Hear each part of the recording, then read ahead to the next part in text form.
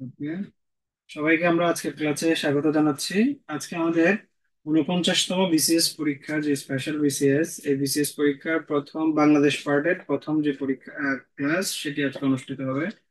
এবং আপনারা নিশ্চয়ই সিলেবাস দেখেছেন এবং কোন সাবজেক্টে কত মার্ক থাকবে সেই বিষয়ে আমাদের সেমিনারও হয়েছিল আগে। সো আশা করছি আমরা সেই গাইডলাইন অনুযায়ী পড়লে ইনশাল্লাহ ভালো করতে পারবো। আর সাবজেক্টিভও পাশাপাশি পড়ে যাবেন। এর বাইরে 100 মার্ক আছে। এটা যেহেতু এই বিসিএস পরীক্ষাটা আপনাদের প্রিলির মার্কের উপর ভিত্তি করে হবে, প্রিলি এবং ভাইবা। তো প্রিলিতে আমাদের বেশ ভালো করার একটা বা ভালো করা প্রয়োজন, এবং হচ্ছে একটা ভালো করলে একটা ভালো একটা কি বলবো, আপনাদের চেরিস্ট ক্যাডার পাওয়ার একটা চান্স থেকে যায়। ওকে, সো আমরা দেখবো। তার আগে আজকে আমরা বাংলাদেশ পার্টের যে সিলেবাসটা আছে আমাদের, সেটা একটু আমরা দেখবো। দেখেন এখানে যে পিএসসি থেকে যে সিলেবাসটা আমাদেরকে দিয়েছে, এখন দেখেন এখানে প্রথম লেকচার যেটা বা প্রথম বেশ কয়েকটা ভাগ তারা দিয়েছে। আমরা ক্রমান্বয়ে এক এক লেকচারের মাধ্যমে এই বিষয়গুলো পড়বো। প্রথমে এখানে দেওয়া আছে বাংলাদেশের জাতীয় বিষয়াবলী, বাংলাদেশের আর্থসামাজিক ও রাজনৈতিক ইতিহাস, আধুনিক যুগ অর্থাৎ 1757 থেকে অদ্যাবধি, অর্থাৎ 1757 থেকে বর্তমান পর্যন্ত। এখানের ব্যাপারটাতে আসলে কি আসতে পারে, আমি যদি একটু সামারি করি আপনাদের, তাহলে বাংলাদেশের আর্থসামাজিক ও রাজনৈতিক ইতিহাস, আধুনিক যুগ, 1757 থেকে অদ্যাবধি। এর স্যার, এটা স্পষ্ট দেখা যাচ্ছে না এখন। আমার এখানে সমস্যা নাকি ওখানে সমস্যা বুঝতে পারতেছি না। একটু ক্যামেরার বোধহয় একটু প্রবলেম, দেখি একটু ক্লিয়ার হয় কিনা, হয়তো নেট প্রবলেম, আমি বুঝতে পারছি না আসলে। হ্যাঁ, তাহলে এখানে আমি একটু তারপরে পড়ে শোনাচ্ছি আপনাদেরকে। এখানে বলা আছে কি, যে বাংলাদেশের আর্থসামাজিক ও রাজনৈতিক ইতিহাস, আধুনিক যুগ, 1757 সাল থেকে বর্তমান পর্যন্ত। 1757 সাল থেকে বর্তমান পর্যন্ত।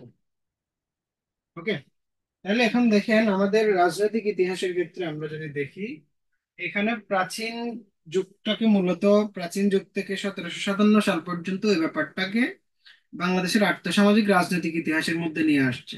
অর্থাৎ ওই জায়গাটা থেকে প্রশ্ন মানে খুব বেশি না হলেও মোটামুটি ধরেন দুই একটা প্রশ্ন হয়তো আসতে পারে।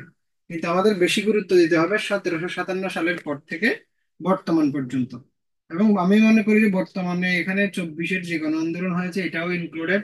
এটা যেহেতু আপনারা মোটামুটি জানেন, অনেক ইনফরমেশন এটা সম্পর্কে জানেন, সো এগুলো রিভিশনে রাখবেন।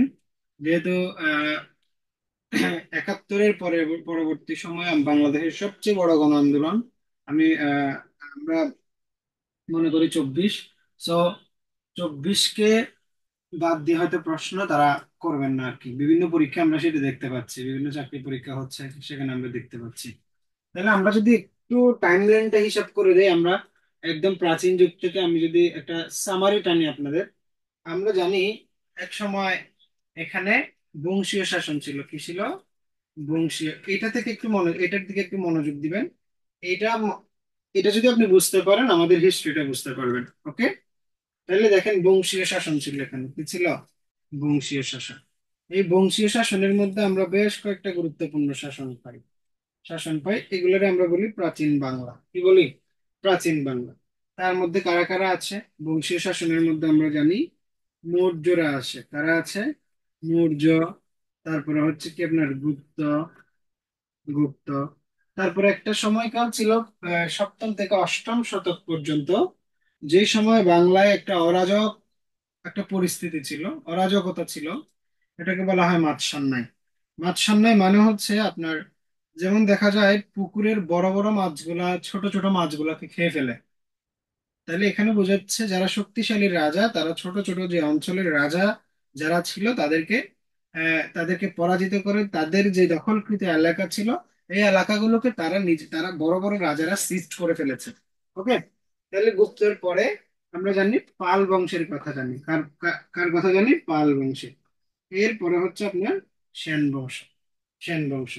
এবং এই যে পালরা ছিল হচ্ছে বাংলার দীর্ঘস্থায়ী কি, দীর্ঘস্থায়ী তারা শাসন পরিচালনা করেছিল। সবচেয়ে দীর্ঘকালের শাসন ব্যবস্থা বলা হয় প্রায় 400 বছর। কত বছর? 400 বছর। তাহলে এরপরে সেনরা যাওয়ার পরে এখানে আমরা দেখতে পাই ইসলামের আবির্ভাব ঘটে। কিসের আবির্ভাব ঘটে? ইসলামের আবির্ভাব ঘটে। আমরা ইতিহাস পড়ার সময় দুইটা ব্যাপার আমরা খেয়াল করি, একটা হচ্ছে বাংলা, একটা হচ্ছে ভারত, অর্থাৎ ভারতবর্ষ। ঠিক আছে? তো একটা এই যে বংশীয় শাসন পড়ার ক্ষেত্রে আমরা দুই অঞ্চলকে খুব একটা আলাদা করি না, কিন্তু যখন ইসলামী শাসনের কথা আসে তখন আমরা দুই অঞ্চলকে ভাগ করি। কেন ভাগ করি?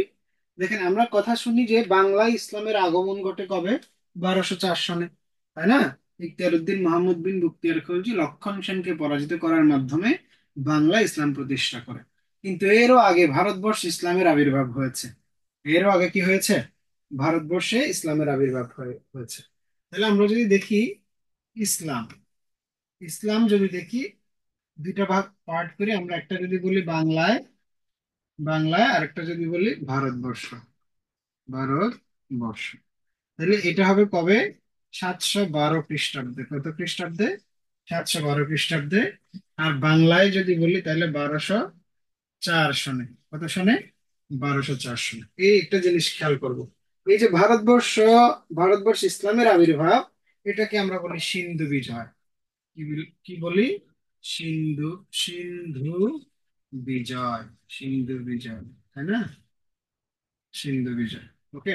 ভারত থেকে পাকিস্তানে একটা নদী যাওয়ার নদী হচ্ছে সিন্ধ, অর্থাৎ সিন্ধু নদী। যে ভারত এবং পাকিস্তানের মধ্যে যে কিছুদিন আগে যে ঝামেলা হইলো, এই যে পলিটিক্যাল টেনশন হইলো, এটার পরিপ্রেক্ষিতে আমরা দেখতে পাই ভারত সিন্ধু নদীর পানি বন্টন চুক্তি 1960-র এই চুক্তিটা কি করেছে?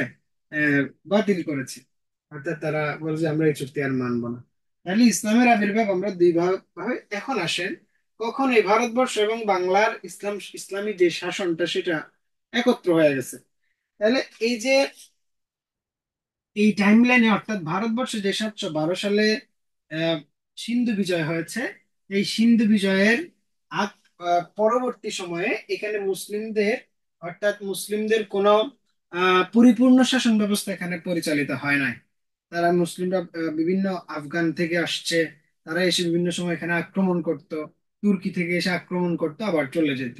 অর্থাৎ ভারতবর্ষে পরিপূর্ণ মুসলিম শাসন প্রতিষ্ঠা করতে পারে না। সেই পরিপূর্ণ মুসলিম শাসন প্রতিষ্ঠা করেছিল কবে? কবে? 1192 সনে। আমরা জানি একটা তরাইনের যুদ্ধ, দুইটা যুদ্ধ হয়েছিল, 1191 এবং 1192। এই তরাইনের যুদ্ধের মাধ্যমে পৃথ্বীরাজ চৌহান নামের একজন রাজপুতকে পরাজিত করে এখানে মুসলিম শাসন প্রতিষ্ঠা করেছিল মোহাম্মদ ঘুরি। এই মোহাম্মদ ঘুরির একজন দাস ছিল, তার নাম হচ্ছে কুতুবুদ্দিন আইবেক।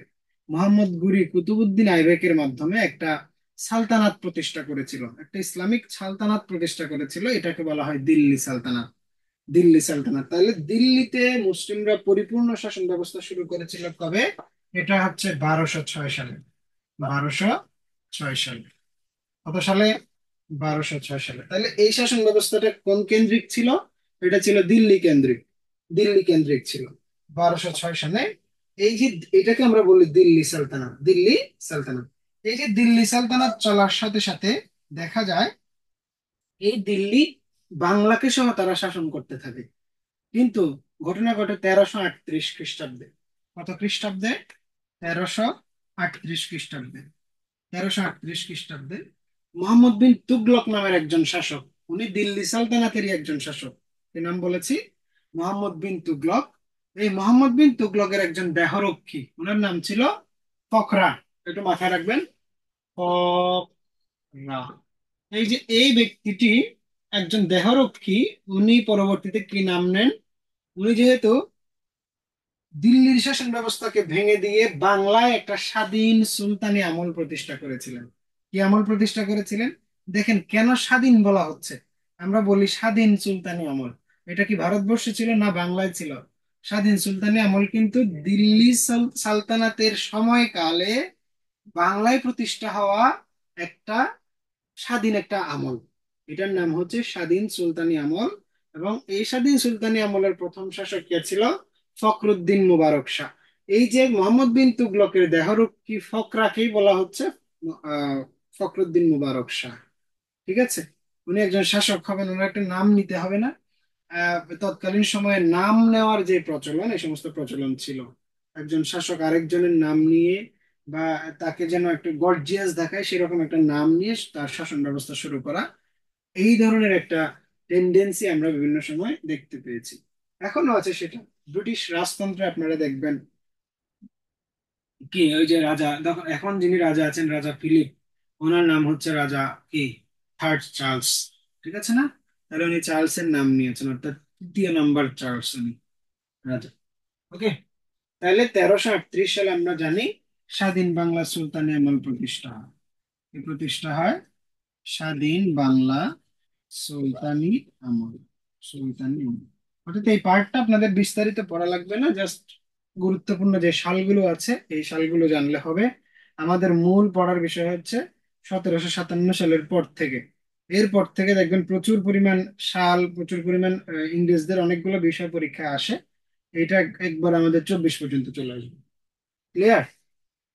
তাহলে আমরা বংশীয় শাসন প্রাচীন বাংলা, এরও আগে আরো কিছু বিষয় আছে। সেটা হচ্ছে একসময় এখানে কি ছিল, অনেকগুলো বিভিন্ন বংশীয় শাসন ব্যবস্থায় আমরা দেখি বিভিন্ন জনপদ ছিল। ঐতিহাসিকদের বিভিন্ন মতামত অনুযায়ী 16টি জনপদের কথা উল্লেখ পাওয়া যায়। কয়টি জনপদের কথা উল্লেখ পাওয়া যায়? 16টি জনপদের কথা। এই জনপদগুলোর মধ্যে আমরা জানি পুন্ড্র ছিল, রাঢ় ছিল, সমতট ছিল, বঙ্গ ছিল, তাই না? বঙ্গ ছিল, কামরূপ নামে একটা জনপদ ছিল, চন্দ্রদ্বীপ ছিল, চন্দ্রদ্বীপ ছিল, হরিকেল ছিল, তারপরে শ্রীহট্ট ছিল, তারপরে ছিল আপনার হচ্ছে যে কি বলে এই সপ্তগাঁও নামে একটা জনপদ ছিল, তারপরে ছিল আপনার দণ্ডাভুক্তি নামে একটা জনপদ ছিল। এই যে এই এলাকাগুলা, গৌড় নামে একটা জনপদ ছিল।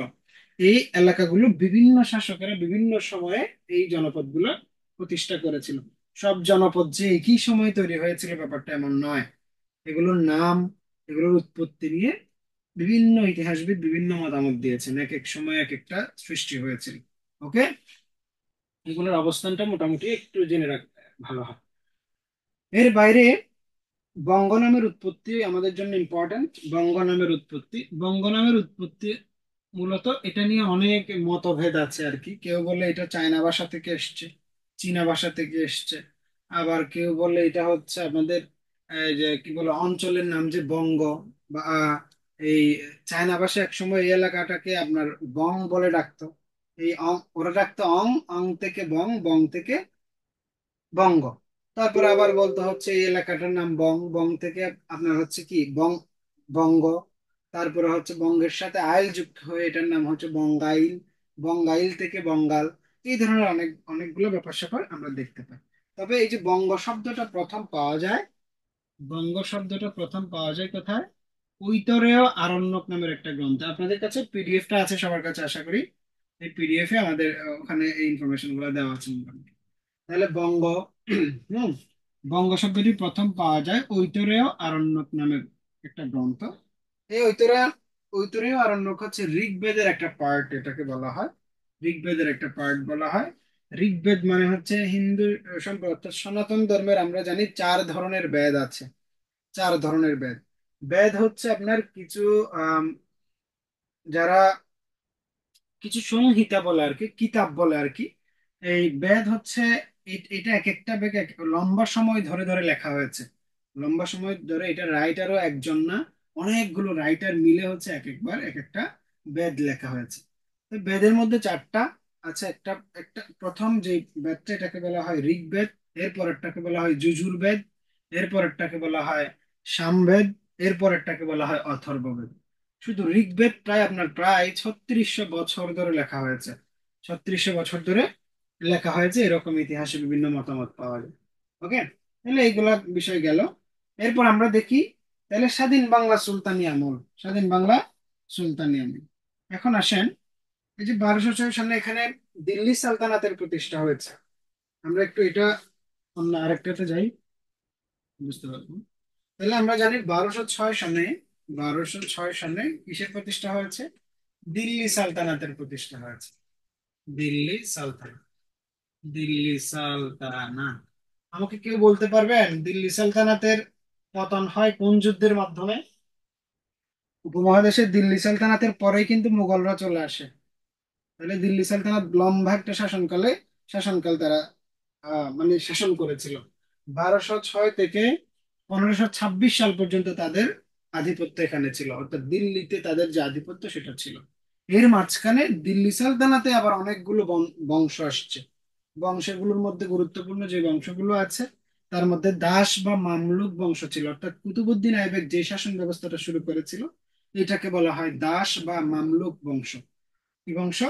দাস বা মামলুক বংশ। তারপরে আসে খলজি বংশ, তুগলক বংশ, কররানী বংশ, লোধি বংশ। সর্বশেষ কে ছিল? লোধি বংশ ছিল।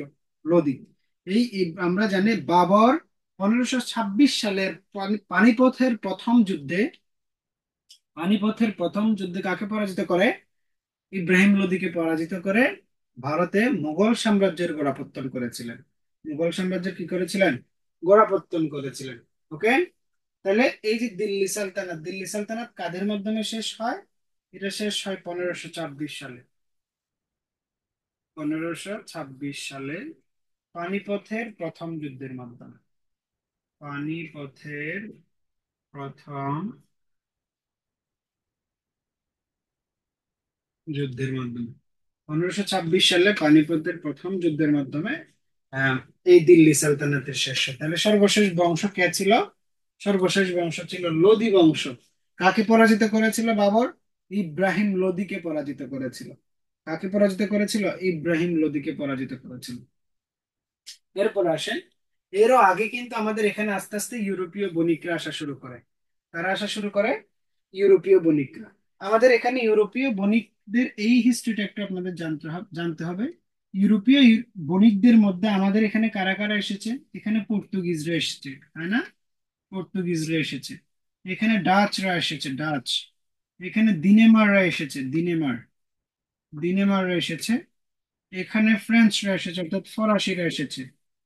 এখানে ইংরেজরা এসেছে, ইংরেজরা এসেছে। ওকে। ইংরেজরা এসেছে। তাহলে আমাদের এখানে মূলত এই ইউরোপিয়ান যারা গোষ্ঠী তাদের মধ্যে আহ, জনপ্রিয় জনপ্রিয় আর কি, যাদের বেশি হিস্ট্রি এখানে আছে তার মধ্যে পর্তুগিজ আছে। এবং এরপর হচ্ছে আমরা জানি সবচেয়ে বেশি টাইম আমাদেরকে শাসন করা যারা ইউরোপীয় বণিক তারা হচ্ছে ইংরেজ। ওকে। তাহলে আমাদের মোটামুটি হিস্ট্রির সাথে ইংরেজরা ওতপ্রোতভাবে জড়িত। কিন্তু আমরা কাদের উপনিবেশ ছিলাম? আমরা ইংরেজদের উপনিবেশ ছিলাম। এরা পর্তুগাল থেকে এসছে, এরা নেদারল্যান্ডস থেকে এসছে, এরা ডেনমার্ক থেকে এসছে, এরা ফ্রান্স থেকে এসছে। ওকে। তাহলে এই যে ইউরোপীয়রা আসে, এখন আসেন ইংরেজরা আমাদের এখানে কবে থেকে আসে?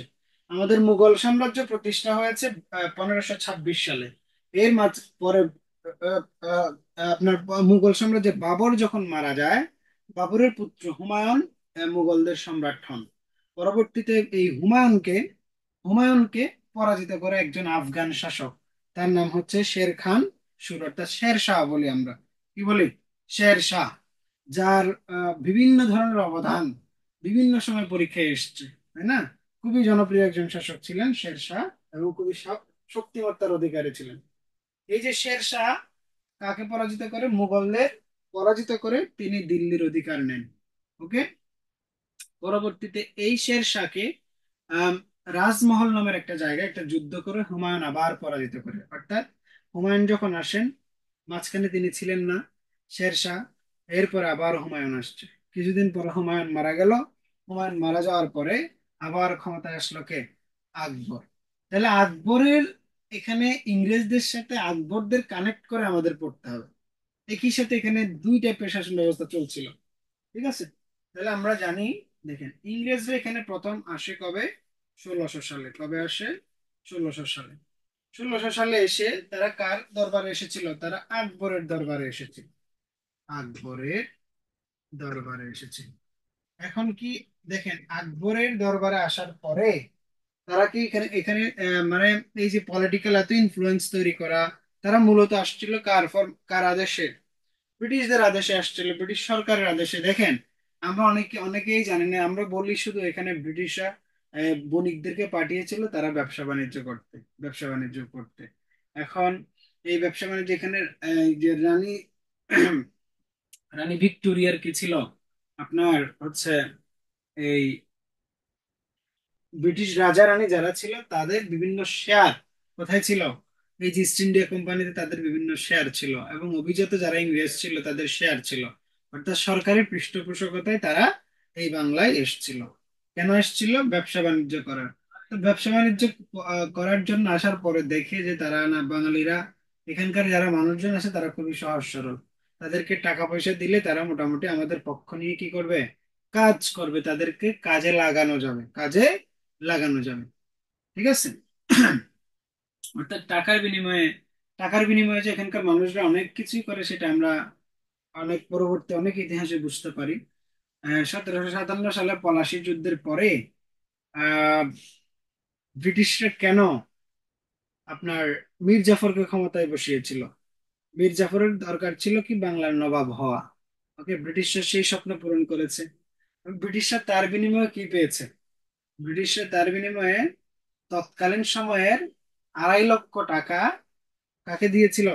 লর্ড ক্লাইভকে দিয়েছিল। লর্ড ক্লাইভ প্রচন্ড টাকা খেকো লোক ছিল আর কি। সে টাকার প্রতি তার খুব মানে দরদ ছিল। তো একসময় পার্লামেন্ট তাকে আহ, ব্রিটিশ পার্লামেন্ট তাকে ডেকে পাঠিয়েছিল এখান থেকে, যে তুমি এত টাকার মালিক কিভাবে হইলা। আহ, একটা এক্সাম্পল দেই, ওই সময় ব্রিটেনে একটা বাড়ি কিনতে আপনার 5,000, মানে ওখানকার এতে 5,000 পাউন্ড মতো লাগতো আর কি, 5,000 পাউন্ড। তো ওই সময় মীর জাফর যখন নবাব হয়, তখন তিনি শুধু লর্ড ক্লাইভকে দিয়েছিলেন 2.5 লক্ষ টাকা, না ওটা ওটা হবে 2.5 লক্ষ পাউন্ড দিয়েছিল আর কি। ঠিক আছে, তাহলে আপনি চিন্তা করেন কতটা বাড়ি তিনি কিনতে পারতেন, ওই পরিমাণে একটা টাকা দিয়েছিলেন। তো লর্ড ক্লাইভকে যখন প্রশ্ন করা হয় আপনি এত টাকার মালিক কিভাবে হইলেন, এত পাউন্ডের মালিক কিভাবে হইলেন, তিনি বলতেছেন আমি যে এলাকা থেকে আসছি, অর্থাৎ তিনি বাংলাদেশ এই অঞ্চলের কথা বলছে, যে আমি যে এলাকা থেকে আসছি ওই এলাকা এটা কিছুই না।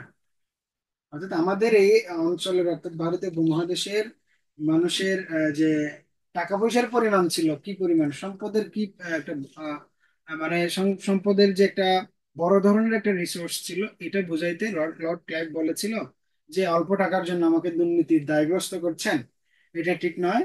ওখানকার মানে পরিস্থিতির জন্য এটা কিছু না, আমি যা দেখে এসেছি তার তুলনায় এটা কিছুই না। ওকে। তো এই ধরনের একটা একটা বই আছে, দ্য ডার্ক সাইড অফ ইংরেজ, কি বলে এটা, এই ইংরেজ এম্পায়ার আর কি। তো এই যে ডার্ক সাইডের মধ্যে আমি একটা বইয়ে এটা পড়েছিলাম। তো আপনি চিন্তা করুন কি পরিমাণ রিসোর্স তারা এখান থেকে নিয়ে গিয়েছিল। এবং পরবর্তীতে তারা যখন দেখে এখানকার মানুষ সহজ সরল, তাদেরকে মোটামুটি ম্যানিপুলেট করে আমরা শাসন ব্যবস্থা গ্রহণ করতে পারবো, কিংবা এখানকার সরাসরি এখানকার রাজনীতিতে আমরা ইন করতে পারবো। আর তাছাড়া এখানে যেহেতু প্রচুর পরিমাণ ব্যবসা বাণিজ্য হইতো, কাঁচামালের অভাব ছিল না, সো এখানকার রাষ্ট্রযন্ত্র প্রচুর পরিমাণ রাজস্ব আদায় করত।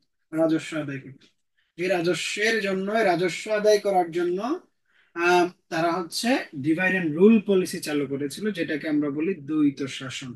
ডিভাইড অ্যান্ড রুল পলিসির মূল ব্যাপারটা হচ্ছে দ্বৈত শাসন। ঠিক আছে, ডিভাইড করে শাসন করা, ভাগ করা এবং শাসন করা। ওকে। তাহলে দেখেন, আকবরের দরবারে যখন তারা আসে, আকবর কিন্তু তাদেরকে খুব বেশি সুবিধা করতে দেয় নাই। হ্যাঁ, তাদের প্রতি একটা অবিশ্বাস ছিল, কি না কি করে ফেলে। এই কারণে আকবর তাদেরকে খুব বেশি সুবিধা দেয় নাই। পরবর্তীতে আকবরের পরে কে আসলো, বুঝে একটা টাইমলাইন মনে রাখতে পারেন আপনারা। তারা হচ্ছে বাবার হইলো আবার জ্বর সারিল ঔষধে, বাবার হইলো আবার জ্বর।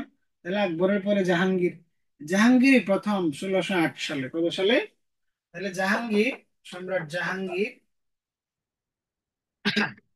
1608 সালে তাদেরকে সুরাট নামক জায়গায়, যে 1608 সালে সুরাট নামক জায়গায়, সুরাট সুরাট নামক জায়গায় তাদেরকে বাণিজ্য কুঠি স্থাপন করার অনুমতি দিয়েছিলেন। বাণিজ্য কুঠি স্থাপন করার কোথায় দিয়েছিলেন? ভারতবর্ষে দিয়েছিলেন। এর পরবর্তীতে জাহাঙ্গীরের পরে কে আসে? শাহজাহান আসে। শাহজাহান আসার পরে তারা তাদেরকে ইংরেজদেরকে বাংলায় বাণিজ্য কুঠি স্থাপন করার অনুমতি দিয়েছিল। তাহলে এবার আসেন, এখন কি হলো? এখন তো ব্রিটিশ আকবরের সময় প্রচুর পরিমাণ এলাকা অর্থাৎ মুঘলরা বিশাল এলাকা দখল করেছিল। তখন তারা ওই এলাকাগুলোকে, যেমন বাংলা দখল করেছিল, তাহলে বাংলার এই এলাকাগুলোকে তারা কি নাম দিচ্ছিল, কি নাম দিয়েছিল? সুবা নামে ডাকতো। কি নামে ডাকতো? সুবা নামে ডাকতো। তো তারা চেষ্টা করেছিল সুবের কি পাঠাবে, প্রধান পাঠাবে, এদেরকে বলা হয়তো সুবেদার। কি বলা হয়তো? সুবেদার। এখন আসেন, এই যে বাংলাকে অধিকার করলেও আকবর সেটা শেষের দিকে করতে পেরেছিল। এবং আকবর কিন্তু এখানে এই আমাদের বাংলা অঞ্চলে বারো ভূঁইয়াদের তখন প্রকোপ ছিল বা বারো ভূঁইয়াদের উপদ্রব ছিল। এই বারো ভূঁইয়ারা কিন্তু আকবরকে পরিপূর্ণভাবে বাংলা দখল করতে দেয় নাই। দেয় নাই। সেটা কে দখল করেছিল? যখন ঈসা খাঁ মারা যায়, মারা যাওয়ার পরে তার পুত্র মুসা খাও যখন মারা যায়, পরবর্তীতে জাহাঙ্গীরের সময়ে পরিপূর্ণ বাংলা মুঘলদের দখলে চলে যায়। এবং সুবেদার হিসেবে, প্রথম সুবেদার হিসেবে কাকে পাঠানো হয়েছিল? ইসলাম খানকে পাঠানো হয়েছে। কাকে পাঠানো হয়েছিল? প্রথম সুবেদার হিসেবে ইসলাম খানকে পাঠানো হয়েছিল। তাহলে এখন আসেন, তাহলে মোগলরা দিল্লি থেকে শাসন করতো। তাহলে দিল্লির এক একটা প্রদেশকে কি বলা হইতো? সুবা বলা হইতো। সুবার যারা রক্ষক তাদেরকে বলা হইতো সুবেদার। তাদেরকে কি বলা হইতো? সুবেদার। এখন এগুলো জাস্ট আমরা সামারি বলছি, এরপর আমরা একটু ডিটেলসে পড়বো। ডিটেলসে পড়ার ক্ষেত্রে আমাদের যে জিনিসটা দেখতে হবে, এই যে সুবা বাংলা থেকে আমরা শুরু করব। সুবা বাংলার একটা ব্যাপার আছে, সেটা হইলো সুবেদার যাদেরকে কারা পাঠাইতো? মোগল সম্রাটরা পাঠাইতো। যে একজন মুঘল সম্রাটের প্রতিনিধি হচ্ছে, যেমন জাহাঙ্গীরের প্রতিনিধি হচ্ছে এই যে কি বলে সুবেদার ইসলাম খান। আসার পরে জাহাঙ্গীরের নামে ঢাকার রাজধানীর নাম চেঞ্জ করলো। কি হয়ে গেল? জাহাঙ্গীরনগর হয়ে গেল। ওকে। তাহলে এবার আসেন সুবা। সুবার মধ্যে দেখেন একটা জিনিস খেয়াল করবেন, মুঘল যারা, মুঘলদেরকে যারা, মুঘলদের প্রতি যারা অনুগত ছিল, অনুগত ছিল, তাদেরকে বলা হয়তো কি? সুবাদার, সুবেদার। মুঘলদের থেকে যারা বের হয়ে তারা বলল যে না, আমরা স্বাধীন একটা এলাকা প্রতিষ্ঠা করতে চাই, একটা স্বাধীন নবাবী আমল প্রতিষ্ঠা করতে চাই। মুঘলদের হয়ে কাজ করতেন নবাব মুর্শিদ কুলি খান। কে কাজ করতেন? নবাব মুর্শিদ কুলি খান। উনি রাজস্ব বিভাগে কাজ করতেন, একজন নিজাম ছিলেন। কি ছিলেন? নেজামত বিভাগে কাজ করতেন, এই জন্য বলা হয়তো নিজাম। এই যে তারা চিন্তা করলো, অর্থাৎ মুর্শিদ কুলি খান চিন্তা করলো, আমরা কি শাসন প্রতিষ্ঠা করতে চাই? স্বাধীন শাসন প্রতিষ্ঠা করতে চাই। তাহলে তারা মুঘলদেরকে আর মানতেছে? মানতেছে না। এই কারণে এটাকে বলা হয় স্বাধীন নবাবী আমল। কি বলা হচ্ছে? স্বাধীন নবাবী আমল। নবাবী আমল। ঠিক আছে। অর্থাৎ এই সুবেদারি যে শাসন, সেটা 1700 সাল পর্যন্ত টিকে ছিল। কত সাল? 1700 সাল পর্যন্ত টিকে ছিল। সুবেদারি যে শাসন 1700 সাল পর্যন্ত টিকে ছিল। এই যে বাংলায়, বাংলা এলাকায়, অর্থাৎ বাংলা বিহার উড়িষ্যা এলাকায় 1700 সালে আরেকটা শাসন ব্যবস্থা শুরু হয়েছিল, যেটাকে আমরা বলি স্বাধীন নবাবী আমল। কি আমল? স্বাধীন নবাবী আমল। তাহলে আমাকে একটু বলেন, প্রথম স্বাধীন নবাব কে? পারবো আমরা?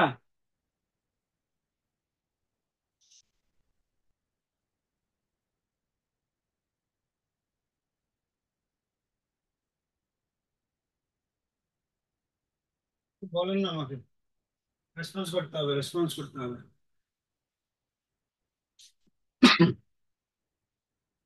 আমরা অনেকে আছি। বুলবুল আহমেদ বলেন।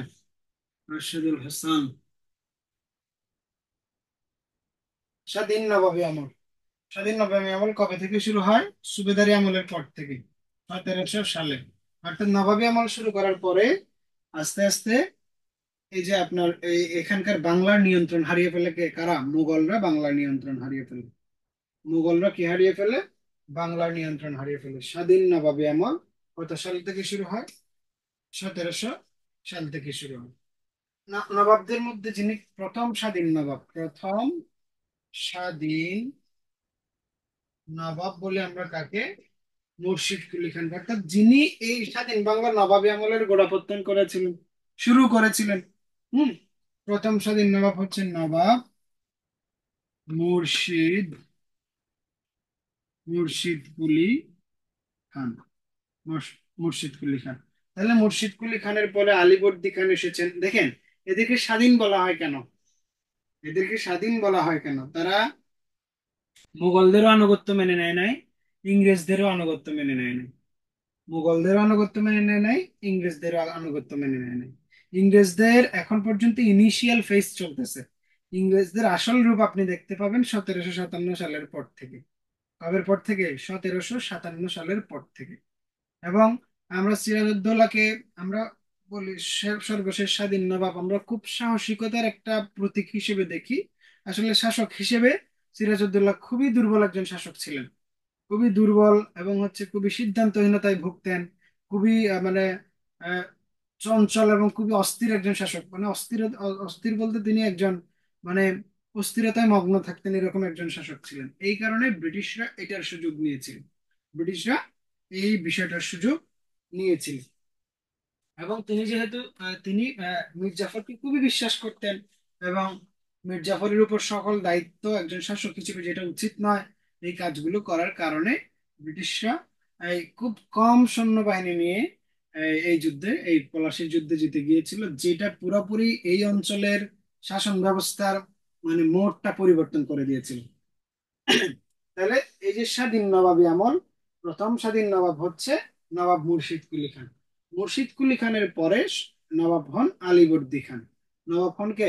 আলীবর্দী খান। তাহলে এই আলীবর্দী খানের পরে আমরা জানি সর্বশেষ স্বাধীন নবাব আসেন, তার নাম হচ্ছে নবাব সিরাজউদ্দৌলা। সর্বশেষ স্বাধীন নবাব নবাব সিরাজউদ্দৌলা। এই সিরাজউদ্দৌলার আমলে আমরা জানি 1757 সালে 23 জুন একটা যুদ্ধ সংঘটিত হয়েছিল। কার সাথে? তখন তখন ইস্ট ইন্ডিয়া কোম্পানির প্রধানদেরকে বলা হয়তো কি? গভর্নর বলা হয়তো। কি বলা হয়তো? ইস্ট ইন্ডিয়া কোম্পানির যারা প্রধান তাদেরকে গভর্নর বলা হয়তো। তখন ছিল এই যে পলাশির যুদ্ধ, কি নবাব সিরাজউদ্দৌলা, সিরাজ বনাম কে? বনাম হচ্ছে লর্ড ক্লাইভের মধ্যে যুদ্ধ হয়। লর্ড ক্লাইভের মধ্যে যুদ্ধ হয়। এই যুদ্ধটা হয়েছিল ভাগীরথী নদীর পলাশীর প্রান্তরে, ভাগীরথী নদীর তীরে, বর্তমান যে হুগলি নদী আছে, অর্থাৎ আমাদের ইয়েতে কি বলে, কলকাতায় যুদ্ধ হয়েছিল হুগলি, ভাগীরথী নদীর তীরে। এই ভাগীরথী নদীরই একটা শাখা নদী হচ্ছে হুগলি নদী। অর্থাৎ আমাদের গঙ্গা থেকে পদ্মা আসছে, আরেকটা নদী গেছে, সেটার নাম ভাগীরথী, সেটা আরো পরে হয়ে গেছে হুগলি নদী। ওকে। তাহলে 1757, এখন আপনাদের সিলেবাসের মূল টপিক হচ্ছে 1757 সাল থেকে বর্তমান পর্যন্ত। তাহলে আমরা সাল ভিত্তিক আমরা এই কাহিনীগুলো একটু দেখব, কোন সময় কি কি হয়েছে, এই ব্যাপারটা আমরা একটু দেখব। তাহলে এবার আসেন, এখন দেখেন, নবাব সিরাজউদ্দৌলাকে বলা হয় সর্বশেষ স্বাধীন নবাব। সর্বশেষ স্বাধীন নবাব বলার কারণ কি? এরপরে যারা নবাব আসছে তারা হচ্ছে ব্রিটিশদের আনুগত্য কি করেছে? আনুগত্য স্বীকার করে নিয়েছে, ব্রিটিশদের আন্ডারে থেকেছে। এই কারণে বলা হচ্ছে সিরাজউদ্দৌলা পর্যন্ত স্বাধীন নবাব। এরপরের যে নবাবরা আসছে তাদেরকে আমরা স্বাধীন নবাব বলতে পারি না। কি বলতে পারি না? স্বাধীন নবাব বলতে পারি না। ওকে। তাহলে দেখি আমরা 1757 সালে পলাশির যুদ্ধ হয়। 1757 সালে পলাশির যুদ্ধ হয়। তারপরে দেখেন 1764 সালে একটা যুদ্ধ হয়, যেটির নাম হচ্ছে বক্সারের যুদ্ধ। কি যুদ্ধ? বক্সারের বক্সারের যুদ্ধ। বক্সারের যুদ্ধ। দেখেন, এই যে বক্সারের যুদ্ধে যিনি ইংরেজদের বিরুদ্ধে যুদ্ধ করেছিলেন, তিনি স্বাধীন নবাব না হলেও ওনাকে বলা হয় স্বাধীন চেতা নবাব। বাংলার স্বাধীন চেতা নবাব বলা হয় কাকে? এই যে মীর কাসিমকে। অর্থাৎ উনি ইংরেজদের আনুগত্য প্রকাশ করেছেন কিন্তু সব ক্ষেত্রে করেন নাই। এই জন্য ওনাকে কি বলা হয়? স্বাধীন নবাব বলা হয়। এখন আমাদের উপমহাদেশে আরো একটি গুরুত্বপূর্ণ ঘটনা হচ্ছে 1700 কত সাল? 1765 সাল। 1765 সালে মুঘলদের সাথে একটা চুক্তি হয়। কার? মুঘলদের সাথে একটা চুক্তি হয় লর্ড ক্লাইভের, এলাহাবাদের চুক্তি। 26 লক্ষ টাকার বিনিময়ে উনি হচ্ছে কি করেছিলেন? দেওয়ানি লাভ করেছিলেন। অর্থাৎ পলাশী যুদ্ধ হওয়ার পরে ব্রিটিশরা বুঝে গিয়েছিল এই এলাকার শুধু রাজস্ব নয়, আস্তে আস্তে আমরা রাজনীতি আমরা হাতে নিয়ে নেব, প্রশাসনটাও আমরা হাতে নিয়ে নেব। ঠিক আছে। তো এই পরিপ্রেক্ষিতে তারা চিন্তা করলো আমাদের প্রথমে ইনকাম দরকার, টাকা দরকার। এই টাকার জন্য তারা প্রথমে দেওয়ানি লাভ করেছিল। দেওয়ানি মানে রাজস্ব আদায়ের ক্ষমতা, কালেক্টরেট যে পাওয়ারটা আছে সেই পাওয়ারটা তারা নিয়ে নিল। তখন সম্রাট ছিল দ্বিতীয় শাহ আলম, দিল্লির সম্রাট। এই দ্বিতীয় শাহ আলমের সাথে চুক্তি করেছিল এলাহাবাদের চুক্তি। এলাহাবাদের এলাহাবাদ চুক্তি করেছিল। তাহলে এলাহাবাদ চুক্তির মাধ্যমে কি পেয়েছে? তারা দেওয়ানি পেয়েছে। দেওয়ানি, দেওয়ানি মানে কি? রাজস্ব আদায়ের ক্ষমতা। রাজস্ব আদায়ের ক্ষমতা। হ্যাঁ, রাজস্ব আদায়ের কি? ক্ষমতা। এবং এর মাধ্যমে ক্লিয়ার হয়ে যায় শাসন ক্ষমতা চালাবে নবাব, এবং হচ্ছে কি আপনার এই যে এটা মোটামুটি ভাবে 1757 সালে পলাশী যুদ্ধের পরে ক্লিয়ার হয়ে যায়। ক্ষমতা নিবে হচ্ছে অর্থাৎ শাসন ক্ষমতা, শাসনভার গ্রহণ করবে কোন এলাকার নবাব। তারা বিচার আচার করবে, তারা শাস্তি দেবে, তারা দেশ চালাবে, ঠিক আছে, কিন্তু রাজস্ব আদায় করবে কে? ইংরেজরা। সেই রাজস্ব থেকে একটা পোর্শন কার কাছে দেবে? নবাবের কাছে দেবে। কার কাছে দেবে? নবাবের কাছে দেবে। তারপরে দেখেন একই সাথে ওই সময় তো দিল্লিতে আবার কি চলছিল, মুঘল সাম্রাজ্য চলছিল। 1765 সালে এলাহাবাদের চুক্তি হয়। এই এলাহাবাদের চুক্তির ভিত্তিতে দেওয়ানি লাভ করে ব্রিটিশরা, এবং রাজস্ব ক্ষমতা, টাকা পয়সা তোলার জন্য রাজস্ব ক্ষমতা তারা পায়।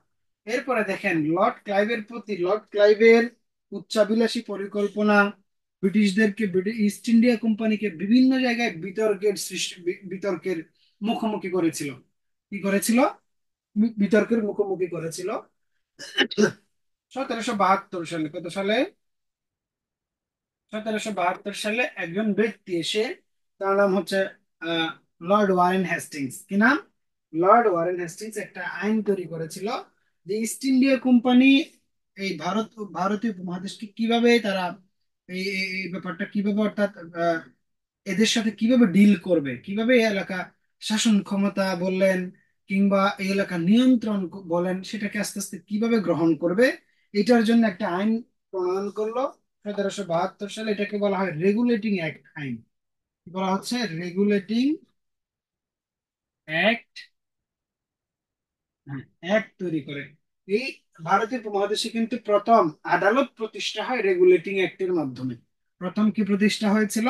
আদালত প্রতিষ্ঠা হয়েছিল রেগুলেটিং অ্যাক্টের মাধ্যমে, এবং এগুলাকে বলা হইতো মেয়র কোর্ট। মেয়র কোর্ট এগুলো প্রথম তিনটা এলাকায় তৈরি হয়েছিল বেঙ্গল প্রেসিডেন্সি, অর্থাৎ ওই যে কি বলে এটা, বোম্বাই, মাদ্রাজ এবং বাংলা, এই তিনটে এলাকায় প্রতিষ্ঠিত হয়েছিল রেগুলেটিং অ্যাক্টের মাধ্যমে। কে করেছিল? Warren Hastings. তখন ওয়ারেন হেস্টিংস এসে বললেন, রেগুলেটিং অ্যাক্টের মাধ্যমে বললেন যে এখন থেকে যে গভর্নর, ইস্ট ইন্ডিয়া কোম্পানির যারা প্রধান ছিল, তাদের যে গভর্নর নামে ডাকা হইতো, এই গভর্নর পদটা থাকবে না। এখন থেকে কি হয়ে যাবে? এটার নাম হয়ে যাবে গভর্নর জেনারেল। কি হয়ে যাবে? Governor general. তাহলে এরপরে আমরা দেখি 1772 সালে রেগুলেটিং অ্যাক্টের মাধ্যমে প্রথম গভর্নর জেনারেল হিসেবে কে নিয়োগ পান? প্রথম গভর্নর জেনারেল হন কে? Lord Warren Warren Hastings. Lord Warren Hastings. Okay, আপনাদের যে পিডিএফ আছে, লেকচার শিটের পিডিএফ, ওইখানে আমরা সিকিউর পাবেন।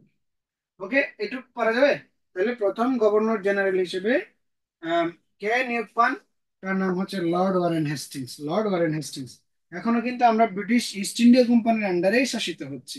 এরপরে বিভিন্ন লোকজন, বিভিন্ন লর্ডরা, এদেরকে বলা হয়তো বড় লাট। কি বলা হয়তো?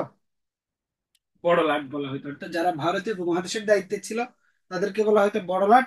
যারা শুধু বাংলার দায়িত্বে ছিল, তাদেরকে বলা হয়তো ছোট লাট। গভর্নর জেনারেল আর লেফটেন্যান্ট জেনারেল।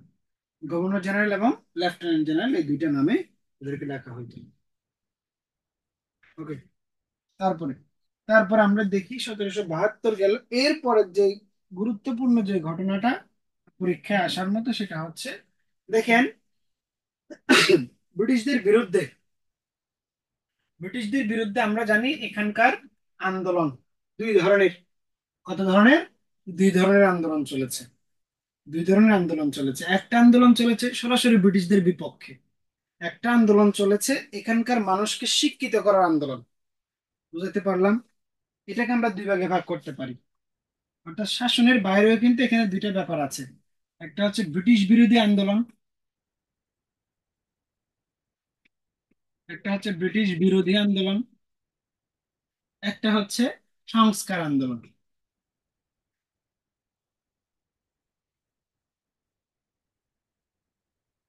ব্রিটিশ বিরোধী আন্দোলন মানে হচ্ছে ব্রিটিশদের শাসন এখানে যারা মেনে নেয় নাই, তারা বিভিন্ন সময় ব্রিটিশদের বিরুদ্ধে আন্দোলন করেছে। তারপরে সংস্কার আন্দোলন, যে সমস্ত ব্যক্তিরা খুবই শিক্ষিত ছিল, তারা এই এলাকার মানুষের উন্নয়নের জন্য শিক্ষাগত উন্নয়নের জন্য, শিক্ষাগত যোগ্যতা বৃদ্ধির জন্য মানুষকে উদ্বুদ্ধ করে বিভিন্ন প্রতিষ্ঠান তৈরি করার মাধ্যমে মানুষকে উদ্বুদ্ধ করেছিল, যেন তারা ইংরেজি শিক্ষা জানার মাধ্যমে এই এলাকার রাজনীতি, অর্থনীতি, প্রশাসনিক ব্যবস্থায় তারা ভূমিকা পালন করতে পারে। এগুলোকে আমরা বলি সংস্কার আন্দোলন। কি আন্দোলন বলি? সংস্কার আন্দোলন। ব্রিটিশ বিরোধী আন্দোলনের মধ্যে আমরা দেখি কি, যেমন কি ধরেন আপনার ফকির সন্ন্যাসী বিদ্রোহ, ফকির সন্ন্যাসী আন্দোলন, ফকির সন্ন্যাসী আন্দোলন। আমরা জানি নারকেল বাড়িয়া বিদ্রোহ,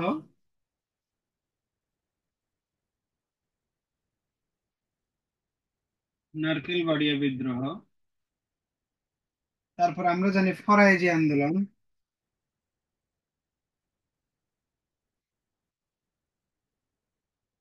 আমরা জানি ফরাইজি আন্দোলন। চাকমা বিদ্রোহ, চাকমা বিদ্রোহ, নীল বিদ্রোহ,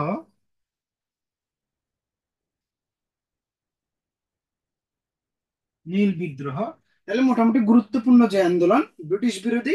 আরেকটা সবচেয়ে গুরুত্বপূর্ণ, যেটার গুরুত্ব সবচেয়ে বেশি আমাদের এই উপমহাদেশে, এটার নাম হচ্ছে কি আপনার সিপাহী বিদ্রোহ।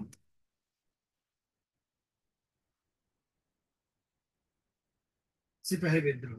ওকে, তাহলে এবার আসেন সংস্কার আন্দোলন জিনিসটা কি। বলেছি এই এলাকার মানুষদেরকে শিক্ষিত করার জন্য, তাদের জ্ঞান বিজ্ঞানের সহযোগিতা করার জন্য কিছু প্রতিষ্ঠানের মাধ্যমে যে আন্দোলন তৈরি হয়েছে, এগুলাকে বলা হচ্ছে সংস্কার আন্দোলন। এগুলোর সাথে কারা কারা জড়িত ছিল? আপনারা রাজা রামমোহন রায়ের নাম শুনেছেন, তাই না? বিদ্যাসাগরের নাম শুনেছেন, বিদ্যাসাগর। হাজী মোহাম্মদ মহসিনের নাম শুনেছেন, হাজী মোহাম্মদ মহসিন, হাজী মোহাম্মদ মহসিন। সৈয়দ আমির আলীর নাম শুনেছেন আপনারা, সৈয়দ আমির আলী। হুম। নওয়াব আব্দুল লতিফের নাম শুনেছেন, নওয়াব আব্দুল লতিফের নাম শুনেছেন। তারপর আসেন স্যার সৈয়দ আহমদ খান,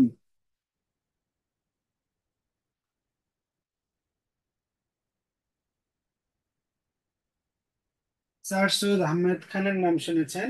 নবাব স্যার সলিমুল্লাহর নাম শুনেছেন।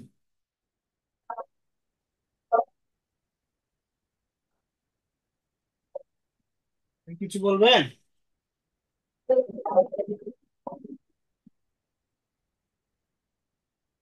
নবাব স্যার সলিমুল্লাহ। তাহলে এই যে ব্যাপারগুলা, ফকির সন্ন্যাসী আন্দোলন, এগুলা বিশেষ করে কবে হয়েছিল, কে নেতৃত্ব দিয়েছিল, ওই ধরনের প্রশ্ন আসে। আবার আপনাকে বলতে পারে যে বিদ্যাসাগর কি করেছিল, কোন একটা ঘটনা সে, যেমন কি সে বিধবা বিবাহ প্রচলনে ভূমিকা রেখেছিল। তারপরে সতীদাহ প্রথা বিলোপে গুরুত্বপূর্ণ ভূমিকা পালন করেছিল রাজা রামমোহন রায়। কাজী মোহাম্মদ মহসিন প্রতিষ্ঠানের মাধ্যমে কি দিয়েছিল, চ্যারিটি গঠন করেছিল। সৈয়দ আমির আলী, সে হচ্ছে কলকাতা হাইকোর্টের প্রথম মুসলিম বিচারপতি ছিল, এই যে আপনার সৈয়দ আমির আলী। তারপরে হচ্ছে তার বিখ্যাত বই দা সারাসিনস, কি বলে এটা, the spirit of Islam, Saracens of Muslims. হ্যাঁ। তারপর Nawab Abdul Latif Anglo Oriental College প্রতিষ্ঠা করেছিল। স্যার সৈয়দ আহমদ খান একটা আন্দোলন প্রতিষ্ঠা করেছিল যেটাকে বলা হয় আলীগড় আন্দোলন। এছাড়া নবাব স্যার সলিমুল্লাহ বিশাল, এই যে এই এলাকার মানুষদের উন্নয়নের জন্য একটা বিশ্ববিদ্যালয়ের জন্য জায়গা প্রদান করেছিল ব্রিটিশদের সাথে দেন দরবারের মাধ্যমে। এবং কথিত আছে ব্রিটিশদের হাতে তিনি হত্যা হয়েছে, মানে তিনি খুন হয়েছিলেন আর কি। এরকম তার মৃত্যুটা খুব রহস্যজনক ছিল আর কি। ওকে, তাহলে এরপরে এখানে দেখবেন ফকির সন্ন্যাসী আন্দোলন কাদের নেতৃত্বে হয়েছিল, কোথায় হয়েছিল। নারকেলবাড়িয়া বিদ্রোহ, ফরাইজি আন্দোলনের কাদের নেতৃত্ব দিয়েছিল, হাজী শরীয়তুল্লাহ। হ্যাঁ, এটাকে রাজনৈতিক আন্দোলনের রূপদান করেছিল শরীয়তুল্লাহর ছেলে দুদু মিয়া। চাকমা বিদ্রোহ 1770 সালের দিকে হয়েছিল। নীল বিদ্রোহ 1860 সালের দিকে হয়েছিল। তারপরে ওই যে সিপাহী বিদ্রোহ 1857 সালে। এই যে এই যে এই সিপাহী বিদ্রোহের সময় কিন্তু ইস্ট ইন্ডিয়া কোম্পানির শাসনের ভিত নড়ে ওঠে। মোটামুটি বলা যায় ইস্ট ইন্ডিয়া কোম্পানির শাসন এই 1857 সালের বিদ্রোহের মাধ্যমেই শেষ হয়। কবে শেষ হয়? 1857 সালের বিদ্রোহের মাধ্যমে ইস্ট ইন্ডিয়া কোম্পানির শাসন শেষ হয়। তাহলে 1857 সালে যেহেতু সিপাহী বিদ্রোহ হয়েছিল, সিপাহী বিদ্রোহ হয়েছিল, এই বিদ্রোহকে ব্রিটিশরা খুব কষ্ট করে তারা দমিয়েছিল। অর্থাৎ তাদের খুব মানে ঝামেলা পোহাইতে হইলো এই বিদ্রোহটা দমন করতে। তখনকার সময় গভর্নর জেনারেল ছিল লর্ড ক্যানিং। লর্ড ক্যানিং, ওকে। লর্ড ক্যানিং ক্যানিং এই দেশীয় জমিদারদের সহযোগিতায় এখানকার সিপাহীদের সিপাহীদের আহ, কি করেছিল, কবজা করতে পেরেছিল, অর্থাৎ সিপাহীদেরকে পরাজিত করতে পেরেছিল। জমিদাররা তাদেরকে ধরাই দিত যে, জমিদাররা তো সুবিধা পাইতো। জমিদাররা চিন্তা করেছিল ব্রিটিশরা যদি না থাকে তাহলে জমিদারি প্রথা যেটা আছে সেটা বিলোপ হয়ে যাবে। জমিদারি প্রথা কি হয়ে যাবে? বিলোপ হয়ে যাবে। আপনারা জানেন যে শেরে বাংলাকে ফজলুল হক 1950 সালে এসে ওই ক্ষোভ থেকেই কিন্তু জমিদারি প্রথাটা বাতিল করেছিল, একবারে উইদাউট এনি কম্পেনসেশন। হ্যাঁ, জমিগুলো যাদের কাছে বর্গা থাকতো ওই বর্গা চাষীদেরকেই মালিক হিসেবে, টেনান্ট যারা ছিল তাদেরকে মালিক হিসেবে একটা আইন প্রণয়ন করা হয়েছিল, the Bengal tenancy act, Bengal state acquisition and tenancy act. অর্থাৎ জমিদারদের যে ভূমি, সেই ভূমিটাকে রাষ্ট্রায়ত্ত করা হয়েছিল। এখনো এই আইনের প্রচলন আছে। তাহলে সিপাহী বিদ্রোহ 1857 সালে, এই সিপাহী বিদ্রোহের সময় কিন্তু একবারে 1857 সালে কিন্তু মোগল সাম্রাজ্যের একদম মানে কি হয়ে যায়, একদম শেষ হয়ে যায়, একদম পতন হয়ে যায়। কেন? সিপাহী যারা ছিল, সিপাহীরা কিন্তু এ দেশীয়, আমি বলি, স্বাধীনতা যুদ্ধ করার জন্য রেডি ছিল। তারা সমর্থন দিয়েছিল কি? তাদেরকে সমর্থন দিয়েছিল দ্বিতীয় বাহাদুর শাহ জাফর। তাহলে ব্রিটিশদের সরাসরি কি হয়ে গেলেন?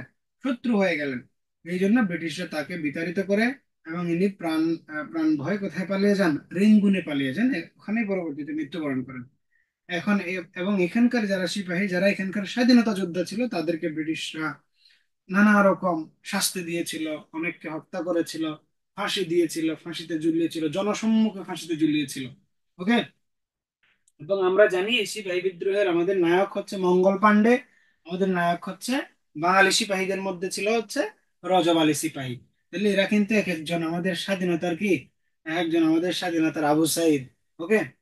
এরা হচ্ছেন বিভিন্ন সময় এই আমাদের এলাকাকে রক্ষা করার জন্য তারা প্রাণ দিয়েছে। তাহলে 1857 সাল থেকে শুরু। 1858 সালে কি হইলো? এই ব্রিটিশ রানী ভিক্টোরিয়া, ভিক্টোরিয়া কিন্তু আপনার খুবই সফট হার্টেড একজন মহিলা ছিলেন। ব্রিটিশ যত রানী আসছেন তাদের মধ্যে সবচেয়ে মানবিক গুণের অধিকারী বলা হয় রানী ভিক্টোরিয়াকে। রানী ভিক্টোরিয়া কি করেছেন? তিনি যখন দেখলেন যে ব্রিটিশরা এখানে প্রচুর পরিমাণে হত্যাযজ্ঞ চালিয়েছে, সিপাহীদের উপরে অনেক হত্যাযজ্ঞ চালিয়েছে, তখন উনি একটা আদেশের মাধ্যমে কি করেছিলেন? ইস্ট ইন্ডিয়া কোম্পানির শাসন ক্ষমতা নিয়ে ফেলেছেন। অর্থাৎ তাদেরকে ইস্ট ইন্ডিয়া কোম্পানি ভেনিশ করে দিয়ে এখানকার শাসন ক্ষমতা সরাসরি ব্রিটিশদের হাতে নিয়ে যান। এটাকেই বলা হচ্ছে আপনার কি, রানীর যে ফরমান, রানী ফরমানের মাধ্যমে, একটা আদেশের মাধ্যমে সরাসরি রানীর হাতে নিয়ন্ত্রণ করা। তখন আমরা সরাসরি ব্রিটিশদের একটা প্রদেশ হয়ে গেলাম, ব্রিটিশদের একটা আমরা আউটার একটা টেরিটরি হয়ে গেলাম। আমাদেরকে শাসন করবে এখন থেকে কে? British parliament. আমাদেরকে শাসন করার জন্য ব্রিটিশ পার্লামেন্ট থেকে কি পাঠানো হইলো? বিভিন্ন প্রতিনিধি পাঠানো হচ্ছে। এই প্রতিনিধিদেরকে আমরা বলি ভাইসরয়। তাহলে ভাইসরয় যে পদ, সেই ভাইসরয় পদটা সৃষ্টি হয়েছিল কবে? 1857 সালের পর থেকে। ওকে। তাহলে ইস্ট ইন্ডিয়া কোম্পানির শাসন যে যেহেতু শেষ, এই 1857 সাল থেকে 1947 সাল পর্যন্ত এই দীর্ঘ বিশাল একটা সময় আমাদেরকে কে শাসন করেছে? আমাদেরকে ব্রিটিশরা শাসন করেছে। ব্রিটিশরা শাসন করেছে, অর্থাৎ এই 90 বছর আমরা ব্রিটিশদের সরাসরি পার্লামেন্টের আন্ডারে ছিলাম। এরপর থেকে 1857 সালের পর থেকে এই অঞ্চলে কিছুটা রাজনৈতিক পরিবর্তনের মধ্য দিয়ে আমরা একসময় স্বাধিকার অর্জন করি, অর্থাৎ একসময় আমরা স্বাধীনতা প্রাপ্ত হই। তাহলে 1857 সালে কি হইলো আপনার? গভর্নর জেনারেল থেকে ভাইস হয়ে গেলেন কে? লর্ড ক্যানিং। ভাইস রয় ভাইস হয়ে গেলেন কে? লর্ড ক্যানিং। তাহলে লর্ড ক্যানিং কে আমরা বলতে পারি উনি সর্বশেষ গভর্নর জেনারেল এবং প্রথম ভাইস রয়। তাহলে ব্রিটিশদের নিয়োগপ্রাপ্ত প্রথম ভাইসরয় কে? লর্ড ক্যানিং। লর্ড ক্যানিং। এরপরে দেখেন, এখানে ভারতীয় উপমহাদেশে ভারতীয়দের জন্য কথা বলা, ব্রিটিশরা আমাদেরকে শাসন করতে আছে, আমরা আমাদের দাবি দেওয়া, আমাদের রাজনৈতিক কি থাকতে পারে, আমাদের রাজনৈতিক উদ্দেশ্য থাকতে পারে, আমাদের মতামত থাকতে পারে, সেটা দেওয়ার মতো আমাদের কোনো প্ল্যাটফর্ম ছিল না। এই জন্য আমাদের কি দরকার ছিল? একটা রাজনৈতিক দল দরকার ছিল। এবং ব্রিটিশরাও এক্ষেত্রে আমাদেরকে সহযোগিতা করেছিল। ব্রিটিশরা কি করেছিল, এবং এখানকার ভারতীয়দের মধ্যে যারা শিক্ষিত সমাজ ছিল, এই শিক্ষিত সমাজের প্রচেষ্টায় এবং ব্রিটিশরা এটাকে ভালো পজিটিভলি নিয়েছিল। অ্যালান অক্টোবিয়ান হিউম নামের একজন ব্যক্তি সহযোগিতায় 1885 সালে এই অঞ্চলের জন্য একটা রাজনৈতিক দল গঠন করা হয়। এটাকে আমরা বলি সর্বভারতীয় জাতীয় কংগ্রেস। কি বলি? সর্বভারতীয় ভারতীয় জাতীয় কংগ্রেস। সর্বভারতীয় কি কংগ্রেস? সর্বভারতীয় জাতীয় কংগ্রেস প্রতিষ্ঠা করা হয়। এই কংগ্রেস প্রতিষ্ঠা করার পরে হিন্দু মুসলিম যারা ছিল তারা সবাই এই একটা রাজনৈতিক প্ল্যাটফর্মে তারা চলে আসে। তাহলে দেখেন, ভারতীয় উপমহাদেশে কিন্তু বিশাল একটা অঞ্চল, মানে বাংলা অঞ্চল এবং হচ্ছে আপনার পাকিস্তান অঞ্চল, এই দুটো অঞ্চল ছিল মুসলিম অধ্যুষিত এলাকা।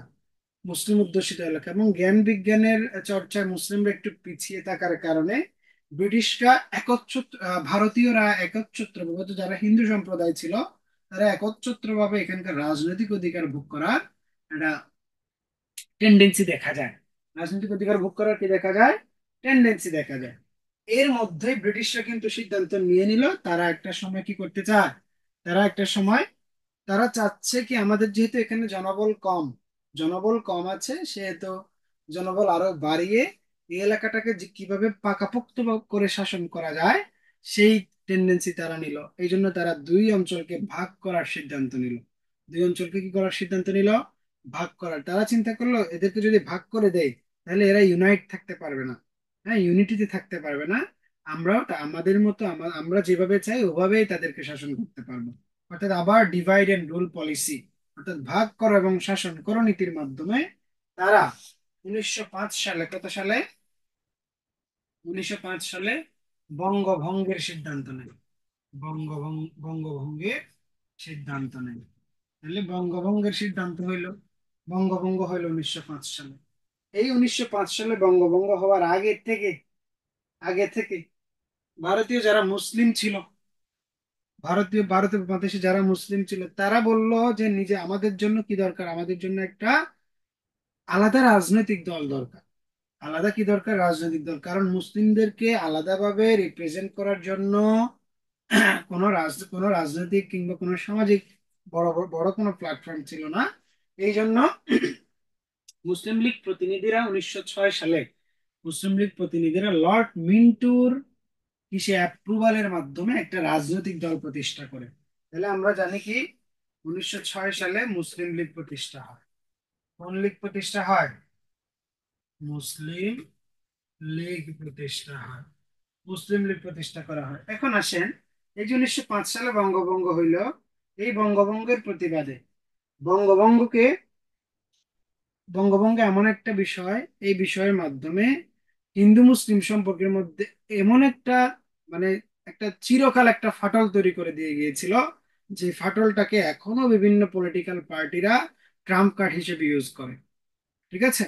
অর্থাৎ হিন্দু মুসলিমের যে সম্প্রীতি ছিল, তারা যে একসাথে এক টেবিলে বসে আলোচনা করতে, এক টেবিলে বসে খাইতো, ওই ব্যাপারটা বঙ্গভঙ্গের মাধ্যমে শেষ হয়ে যায়। কিভাবে শেষ হয় আমরা একটু দেখি। বঙ্গভঙ্গ হইলো, এখন ব্রিটিশরা ভারতীয় হিন্দু সম্প্রদায়ের মানুষজন চিন্তা করলো এটা হচ্ছে আমাদের বঙ্গ মাকে আলাদা করে দিয়েছে, বঙ্গমাতার অঙ্গচ্ছেদ বলছে। এখন মুসলিমরা চিন্তা করে মুসলিমদের যে এলাকাগুলো আছে এগুলো একটু পিছিয়ে পড়া, এই জন্য এখানে কি হবে, এখানে একটা রাজধানী, ঢাকা যদি রাজধানী হয় তাহলে কলকাতার মতো হয়ে যাবে এটাও। এটাতে উন্নতি হবে, এটাতে কোর্ট কাচারি হবে, বিশ্ববিদ্যালয় হবে, কলেজ প্রতিষ্ঠা হবে, অন্যান্য সরকারি প্রতিষ্ঠান হবে।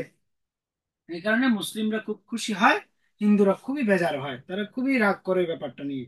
তাহলে মুসলিম এবং হিন্দুদের মধ্যে একটা মানসিক টানাপোড়েন তৈরি হয়। হিন্দু সম্প্রদায়ের লোকজন মনে করে যে ব্রিটিশদের পক্ষ পক্ষ নিয়ে কথা বলতেছে কারা? মুসলিম সম্প্রদায়রা। মুসলিমরা চিন্তা করলো এদিকে উন্নয়ন টুন্নয়ন হবে, বিভিন্ন কিছু হবে। এদিকের, মানে এখানে একটা ব্যাপার আছে, এখানে বঙ্গভঙ্গের যে চিন্তা, এখানে হচ্ছে আপনার হিন্দুদের চিন্তাটা একটু সুদূর প্রসারী ছিল। কারণ তারা একটু, মানে ইংরেজি শিক্ষায় শিক্ষিত ছিল, আর মুসলিমদের মধ্যে একটা ট্যাবু ছিল। ট্যাবু ছিল কিরকম? যে ইংরেজি শিক্ষা গ্রহণ করাটা বোধহয় পাপ, এই টাইপের একটা, যেহেতু তারা খ্রিস্টান, এই কারণে এই ব্যাপারটা পাপ এইভাবে তারা রিপ্রেজেন্ট করার চেষ্টা করতো। ঠিক আছে, এটার পরবর্তীতে বিভিন্ন ক্ষেত্রে কিন্তু মুসলিমরা এটার ফল ভোগ করেছে। তাহলে 1908 সালে হিন্দু সম্প্রদায়ের নেতৃত্বে কি শুরু হয়ে যায়? স্বদেশী আন্দোলন শুরু হয়। স্বদেশী আন্দোলন শুরু হয়েছিল। স্বদেশী আন্দোলনের আরেকটা নাম আছে, কেউ বলতে পারবেন? স্বদেশী আন্দোলনের আরেকটা নাম আছে, অর্থাৎ বঙ্গভঙ্গের পরিপ্রেক্ষিতে যেহেতু দুই বাংলাকে আলাদা করা হইলো, এই জন্য এটার পরিপ্রেক্ষিতে ব্রিটিশদের বিরুদ্ধে যে আন্দোলন, এটাকে বলা হচ্ছে স্বদেশী আন্দোলন। স্বদেশী আন্দোলন মানে কি? আমরা ব্রিটিশের কোনো পণ্য কিনবো না, আমরা আমাদের দেশীয় পণ্য ব্যবহার করব, তাদেরকে ব্যবসা বাণিজ্য করতে দিব না। এটা এক প্রকার অসহযোগ আন্দোলন। এক প্রকার কি আন্দোলন? অসহযোগ আন্দোলন। তাহলে আমরা জানি 1908 সালে স্বদেশী আন্দোলন হয়, এটাকে বলা হয়তো বিলাতি পণ্য বর্জন আন্দোলন।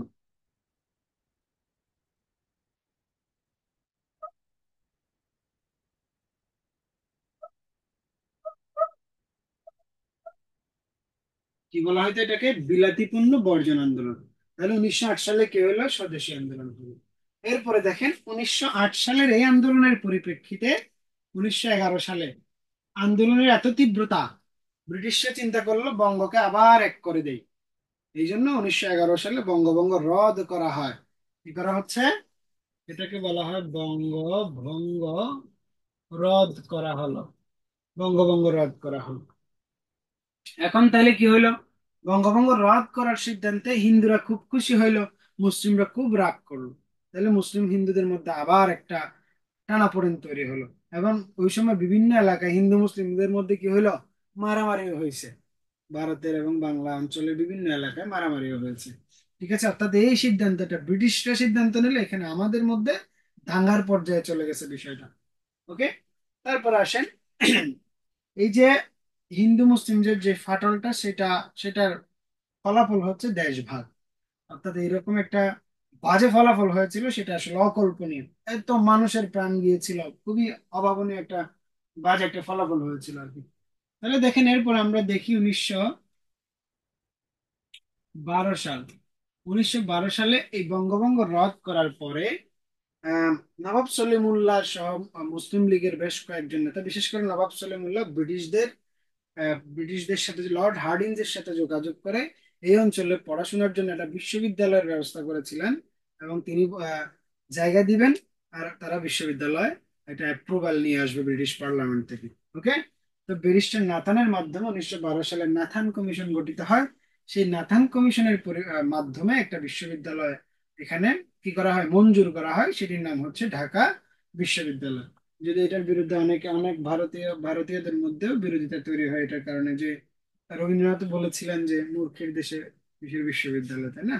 তো এরকম ব্যাপার আমরা জানি। 1921 সালে এই বিশ্ববিদ্যালয় অবকাঠামোগত রূপ ফিরে যখন আসে, তখন এখানকার কার্যক্রম, বিশ্ববিদ্যালয়ের কার্যক্রম ছিল 1921 সালের 1 জুলাই থেকে ঢাকা বিশ্ববিদ্যালয় যাত্রা শুরু করে। তারপরে দেখেন, এরপরে আমরা একটু দেখবো 1916 সাল। 1916 সাল এখানকার মূলত তাহলে হিন্দুদের জন্য একটা পলিটিক্যাল পার্টি হয়ে গেল, আর মুসলিমদের জন্য আরেকটা পলিটিক্যাল পার্টি হয়ে গেল। তখন মুসলিমদের সকল নেতা কিন্তু মোটামুটি ভাবে, বেশিরভাগ নেতা কিন্তু কংগ্রেসের নেতা ছিলেন। আপনারা এটাও জানেন যে শেরে বাংলা একে ফজলুল হক এক সময় কি ছিল, আপনার 1918 সালের দিকে কি ছিল, এই যে আপনার ওই একসাথে উনি কংগ্রেস এবং কিসের একসাথে, কংগ্রেস এবং হচ্ছে মুসলিম লীগের কি কি ছিলেন একসাথে একই টাইমে, মুসলিম দুইটা দলের নেতা ছিলেন আর কি। এটা খুবই রেয়ার একটা কেস আমাদের ভারতীয় মহাদেশের রাজনীতিতে। তাহলে দেখেন 1916 সালে হিন্দু মুসলিম সম্পর্কের জন্য লখনৌতে, ভারতের লখনৌতে একটা চুক্তি হয়েছিল, যেটাকে বলা হয় লখনৌ চুক্তি। লখনৌ চুক্তি হিন্দু মুসলিম সম্পর্ক উন্নয়নের জন্য। মানে হিন্দু মুসলিম সম্পর্ক কেন তাদের সম্পর্কের মধ্যে ফাটল ধরে? ওই যে বঙ্গভঙ্গের পরবর্তী যে সময়টা, স্বদেশী আন্দোলনে মুসলিমরা যেহেতু সাপোর্ট করে নাই, হিন্দুরা এতে বেজার হয়েছিল, মুসলিমরা এতে খুশি হয়েছিল। এই কারণে তাদের মধ্যে সম্পর্ক। তাহলে কংগ্রেস এবং মুসলিম লীগ চুক্তিতে বসে, লখনৌ চুক্তি। কিন্তু এই লখনৌ চুক্তি কি করে নাই? কোনো ফলাফল, অর্থাৎ কোনো রেজাল্টের মুখ দেখে নাই। এটাকে আমরা বলি লখনৌ,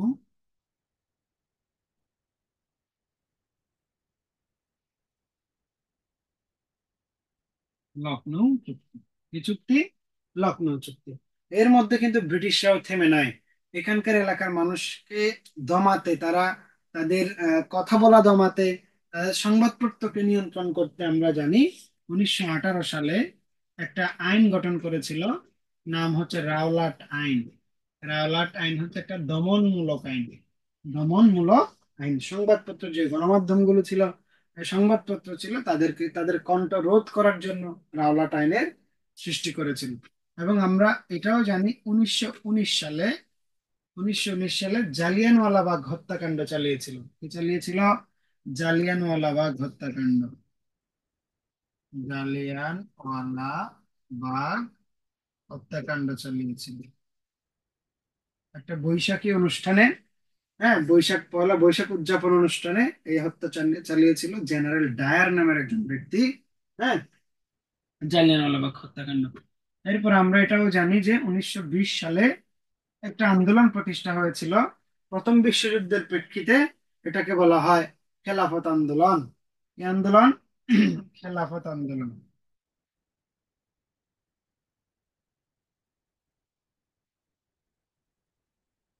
এই আন্দোলন প্রতিষ্ঠা হয়েছিল খেলাফত আন্দোলন। এবং ঠিক একই সময়ে অসহযোগ গান্ধীর নেতৃত্বে অসহযোগ আন্দোলনও চলেছিল। পরবর্তীতে এই গান্ধীর অসহযোগ আন্দোলন যখন সহিংস আন্দোলন হিসেবে গড়ে ওঠে, তখন গান্ধী এই আন্দোলন থেকে কি করেছিল? কুইট করেছিল। সে বের হয়ে গিয়েছিল। অর্থাৎ সে বলল, যেহেতু আন্দোলন কি হয়ে যাচ্ছে, কি হয়ে গেছে, একটা সহিংস পর্যায়ে চলে গেছে, সেহেতু তার অহিংস মতবাদের সাথে এটা কনফ্লিক্ট করে। এই কারণে খেলাফত আন্দোলন এবং অসহযোগ আন্দোলন যে একটা একীভূত আন্দোলন ছিল, এটা থেকে তারা বের হয়ে যায়। এখন আসেন, গান্ধী যখন বের হয়ে যাচ্ছিল, অর্থাৎ কংগ্রেস যখন বের হয়ে যাচ্ছিল, তখন কংগ্রেসের কিছু লোকজন চেয়েছিল তারা আন্দোলন চালায় যাইতে, আন্দোলন চালায় যাইতে। এই তাদের মধ্যে একজন নেতা ছিলেন মতিলাল নেহেরু, আরেকজন নেতা ছিলেন চিত্তরঞ্জন দাস, আরেকজন নেতা ছিলেন নেতাজি সুভাষ চন্দ্র বোস, নেতাজি সুভাষ চন্দ্র বসু। তারা তিনজন মিলে গান্ধীর যে ডিসিশন, সেই ডিসিশনটাকে না মেনে তারা কংগ্রেস থেকে বের হয়ে আরেকটা দল গঠন করে 1922 সালে। 1922 সালে একটা দল গঠন করে, এটাকে বলা হয়তো স্বরাজ দল। স্বরাজ দল। স্বরাজ মানে হচ্ছে পূর্ণ স্বায়ত্ত শাসন। স্বরাজ শব্দের অর্থ হচ্ছে পূর্ণ শাসন বা পূর্ণ স্বায়ত্ত শাসন অর্জন করা। তাহলে এই স্বরাজ দল গঠন করার মাধ্যমে তারা আরেকটা বিষয় চিন্তা করেছিল। সেটা হচ্ছে স্বরাজ দল গঠন করে হিন্দু মুসলিমদের যে ফাটল, সেটাকে আবার কি করতে, অর্থাৎ এখানে আপনি ভারতীয় উপমহাদেশের রাজনীতি আগায় নিতে গেলে দুইটা দলের মধ্যে, দুইটা ধর্মের মধ্যে সম্প্রীতি দরকার আপনার।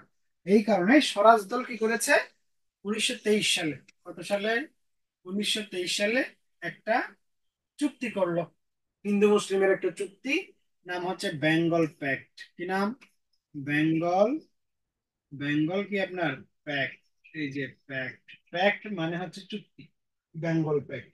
কিন্তু এই যে লখনৌ চুক্তির কথা বলেছিলাম, লখনৌ চুক্তি যেন ফেল করেছে, এই বেঙ্গল প্যাক্ট চুক্তিটাও কি করেছে? ফেল করেছে। ফেল করার কারণে তাহলে এটা আলটিমেটলি কোনো রেজাল্ট আপনাকে দিতে পারে নাই, কোনো কোনো কি দিতে পারে না, রেজাল্ট দিতে পারে না। মূলত এগুলো কেন করা হয়েছিল? করা হয়েছিল হিন্দু মুসলিম সম্প্রীতি এনে আনার মাধ্যমে একটা শাসনতন্ত্রের দিকে যাওয়া, একটা কি কিসের দিকে যাওয়া, শাসনতন্ত্র তৈরির দিকে যাওয়া। ওকে। এর আগে দুইটা শাসনতন্ত্র হয়েছিল। একটা 1909 সালে হয়েছিল, এই পাশে আমি লিখতে পারি একটু। একটা 1909 সালে হয়েছিল, একটা 1919 সালে হয়েছিল। কিন্তু একটাও পরিপূর্ণ শাসনতন্ত্র ছিল না। এখানে এটার নাম ছিল মরলি মিন্টু সংস্কার আইন। পরীক্ষা এগুলো আসে কিন্তু, মরলি মিন্টু সংস্কার আইন। আর এখানে 1919 সালে কি কি আপনার মন্টেগু স্যামসফোর্ড সংস্কার আইন।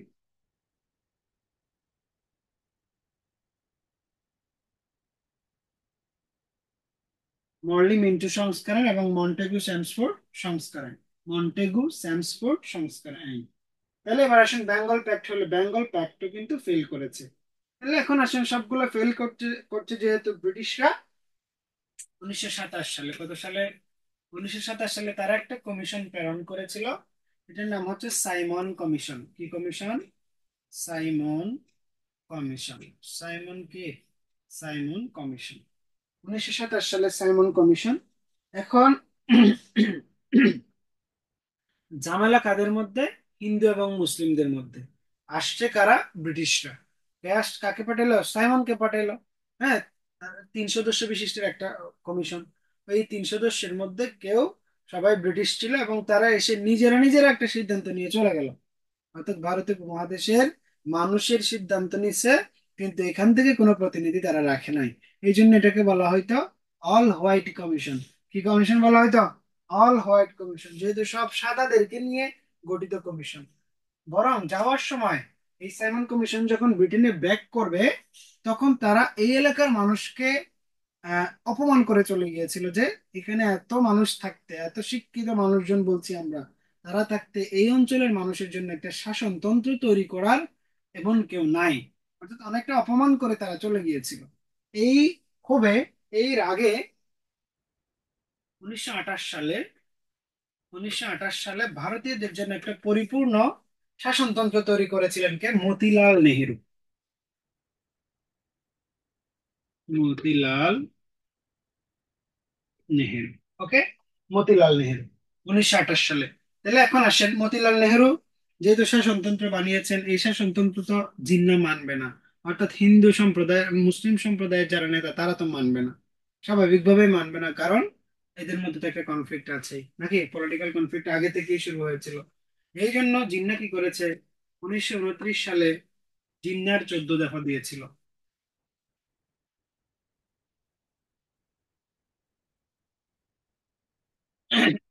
এগুলো পরীক্ষায় কিভাবে আসবে? আপনাকে বলবে মন্টেগু স্যামসফোর্ড সংস্করণ কবে হয়েছিল, হ্যাঁ, বা নিচের কোনটি 1929 সালের ঘটনা, 1928 সালের ঘটনা, 1919 সালের ঘটনা, বা নিচের কোন ঘটনাটি আগে হয়েছে, নিচের কোন ঘটনাটি সবার পরে হয়েছে। এইভাবে কয়েক ক্যাটাগরিতে প্রশ্ন আসতে পারে। তাহলে 1928 সালে মতিলাল নেহেরু কি দিয়েছিল? নেহেরু রিপোর্ট দিয়েছিল। এটাকে বলে নেহেরু রিপোর্ট। মতিলাল নেহেরু নেহেরু রিপোর্ট দিয়েছিল। ওকে, 1929 সালে জিন্নার 14 দফা। এখন আসেন তাহলে এখানে, এগুলো ফেল করেছে, সবগুলো ফেল করেছে, সবগুলো ফেল করেছে।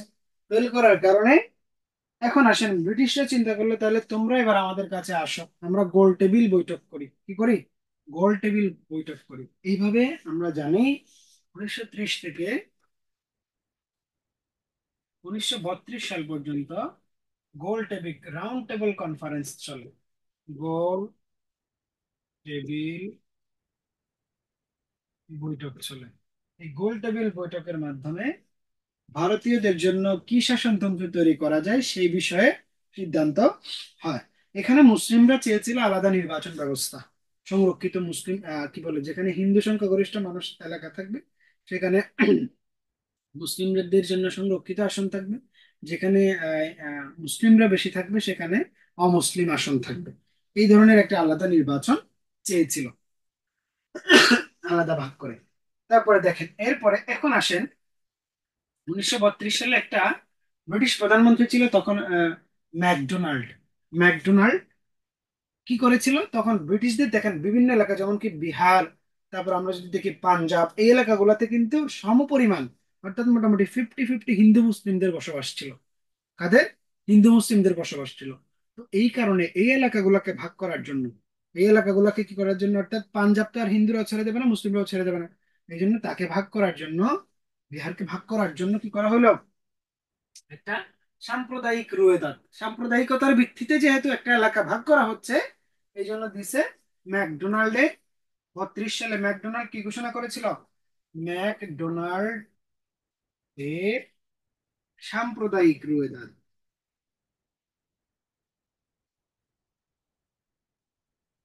রুয়েদাদ মানে কি? রুয়েদাদ মানে খসড়া মানচিত্র, মানচিত্র খসড়া, সাম্প্রদায়িক রুয়েদাদ। এখন এটা সবাই মেনে নিয়েছিল। এরই পরিপ্রেক্ষিতে আমরা জানি 1935 সালে ভারতীয়দের জন্য চূড়ান্ত একটা শাসনতন্ত্র তৈরি করা হয়, যেটাকে বলা হয় ভারত শাসন আইন। ভারত শাসন আইন, ভারত শাসন আইন। 1935 সালে। দেখেন পাকিস্তান ভারত আলাদা হওয়ার পরে 1947 সালের পরে পাকিস্তানে যে 1956 সালের সংবিধান আছে, তার আগ পর্যন্ত ইলেকশন যে হইতো, ইলেকশন বিভিন্ন পদ যে বন্টন হইতো, সব কিন্তু এই আইনের মাধ্যমে হইতো। এটা ওরকম একটা সুদূর প্রসারী আইন ছিল।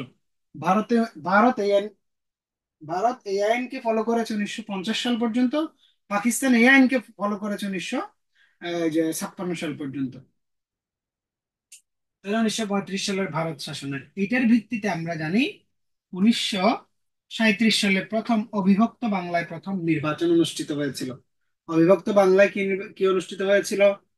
প্রথম নির্বাচন অনুষ্ঠিত হয়েছিল। এখানে আমরা অবিভক্ত বাংলার প্রথম মুখ্যমন্ত্রী হিসেবে কাকে পাচ্ছি? শেরে বাংলা, শেরে বাংলা একে ফজলুল হককে আমরা পাচ্ছি 1937 সালে।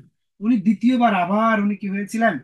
আহ, মুখ্যমন্ত্রী হয়েছিলেন। তৃতীয়বার মুখ্যমন্ত্রী, অর্থাৎ চারবার নির্বাচন হয়েছে। কয়বার? চারবার।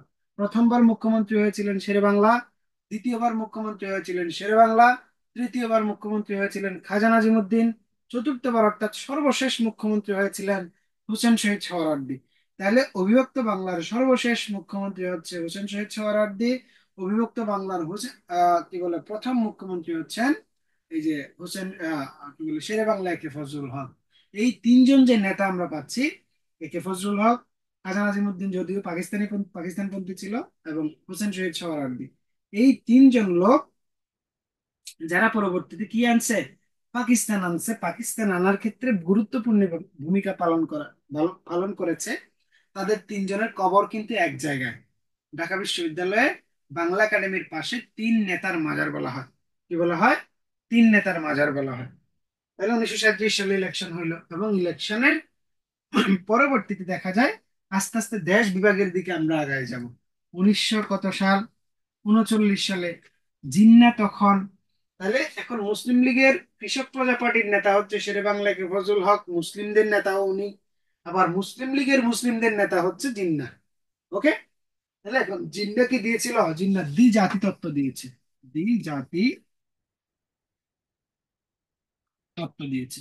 এবং জিন্না কোনোভাবে, জিন্না খুবই মানে যে হিন্দু মুসলিম আলাদা হওয়ার জন্য জিন্না শেষ জীবনে খুব, জিন্নার যে কাহিনী যদি আপনারা পড়ে থাকেন, জিন্না শুরুর দিকে খুবই ওয়েস্টার্ন ছিল আর কি। তার লাইফে যখন স্টুডেন্ট লাইফ চলছিল খুবই ওয়েস্টার্ন ছিল। সে নিয়মিত মানে ড্রিঙ্ক করতো। সে বিভিন্ন মানে আপনার পানশালায় যাইতো। তারপরে হচ্ছে আস্তে আস্তে আশরাফ আলী থানভীর মাধ্যমে এই জিন্না কি হয়ে যায়? জিন্নাকে আশরাফ আলী থানভী হচ্ছে বিভিন্ন সময় কি দিতেন? চিঠি দিতেন যে মুসলিমদের নেতা কেমন, মানে কেন এরকম, মুসলিমদের নেতার তো আগে কি থাকতে হবে? একজন একটা পাঞ্জাবি, একটা টুপি, এই জিনিসগুলো তো থাকতে হবে। হ্যাঁ। জিন্নাকে আস্তে আস্তে, জিন্নার মনের ভিতরে আস্তে আস্তে মুসলিম মানে ধর্মের প্রতি একটা প্রীতি নিয়ে আসেন আস্তে আস্তে। এই জন্য জিন্নার লাইফের শেষের দিকের ছবিগুলোতে আপনারা দেখবেন জিন্না টুপি পরতো, জিন্না হচ্ছে পাঞ্জাবি পরতো, তাই না? এবং জিন্না কিন্তু সবসময় হাত একটু গুটায় রাখতো, হাতে একটু তার প্রবলেম ছিল আর কি। এখন সে জানতো যে যদি জিন্না না থাকে তাহলে দেশ বিভাগ হবে না। এই কারণে তার যত অসুস্থতা ছিল এই সবগুলো মোটামুটি ভাবে জনসম্মুখে বা কিংবা কি বলে এটা, সংবাদপত্র কিংবা নিউজ থেকে কি করে রাখতেন? নিজেকে লুকায় রাখতেন। অনেকটা সময় এটা দেখা যায় আর কি। জিন্না খুবই ধুরন্ধর লোক ছিলেন, এবং হচ্ছে আপনার শেরেবাংলা জিন্নার মেধার কাছে কিন্তু শেরেবাংলা শেষ পর্যন্ত পারে নাই, এবং জিন্নার কারণেই এই দ্বিজাতি তত্ত্বটা সাস্টেইন করেছিল। শেরেবাংলার যে লাহোর প্রস্তাব সেটা পরবর্তীতে সাস্টেইন করে নাই। এবং এই টাইমটাতে জিন্না ছিল মুসলিম লীগের, অর্থাৎ মুসলিমদের একদম অভিসংবাদিত নেতা, নেতা বনে যায়। এই কারণে বিভিন্ন এই যে ব্যাপারগুলোর কারণে কিন্তু জিন্নার দ্বিজাতি তত্ত্বটা সাস্টেইন করেছিল। নয়তো লাহোর প্রস্তাবের ভিত্তিতে কিন্তু আমরা একাধিক রাষ্ট্রই পেতাম। অর্থাৎ পাকিস্তান আলাদা হয়ে যেত, এই বাংলা অঞ্চল অর্থাৎ পূর্ব পাকিস্তান নামে আর আলাদা একটা রাষ্ট্র পাইতাম। তাহলে এবার আসেন 1940 সালে লাহোর প্রস্তাব দিয়েছিল কে? শেরে বাংলা কে ফজলুল হক। এগুলো তো কেউ রেসপন্স করেন না, ঘটনা কি বলুন তো?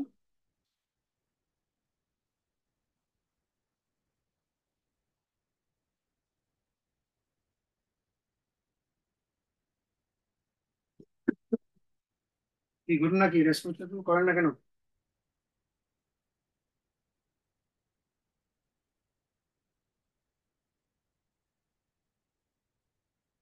ওকে।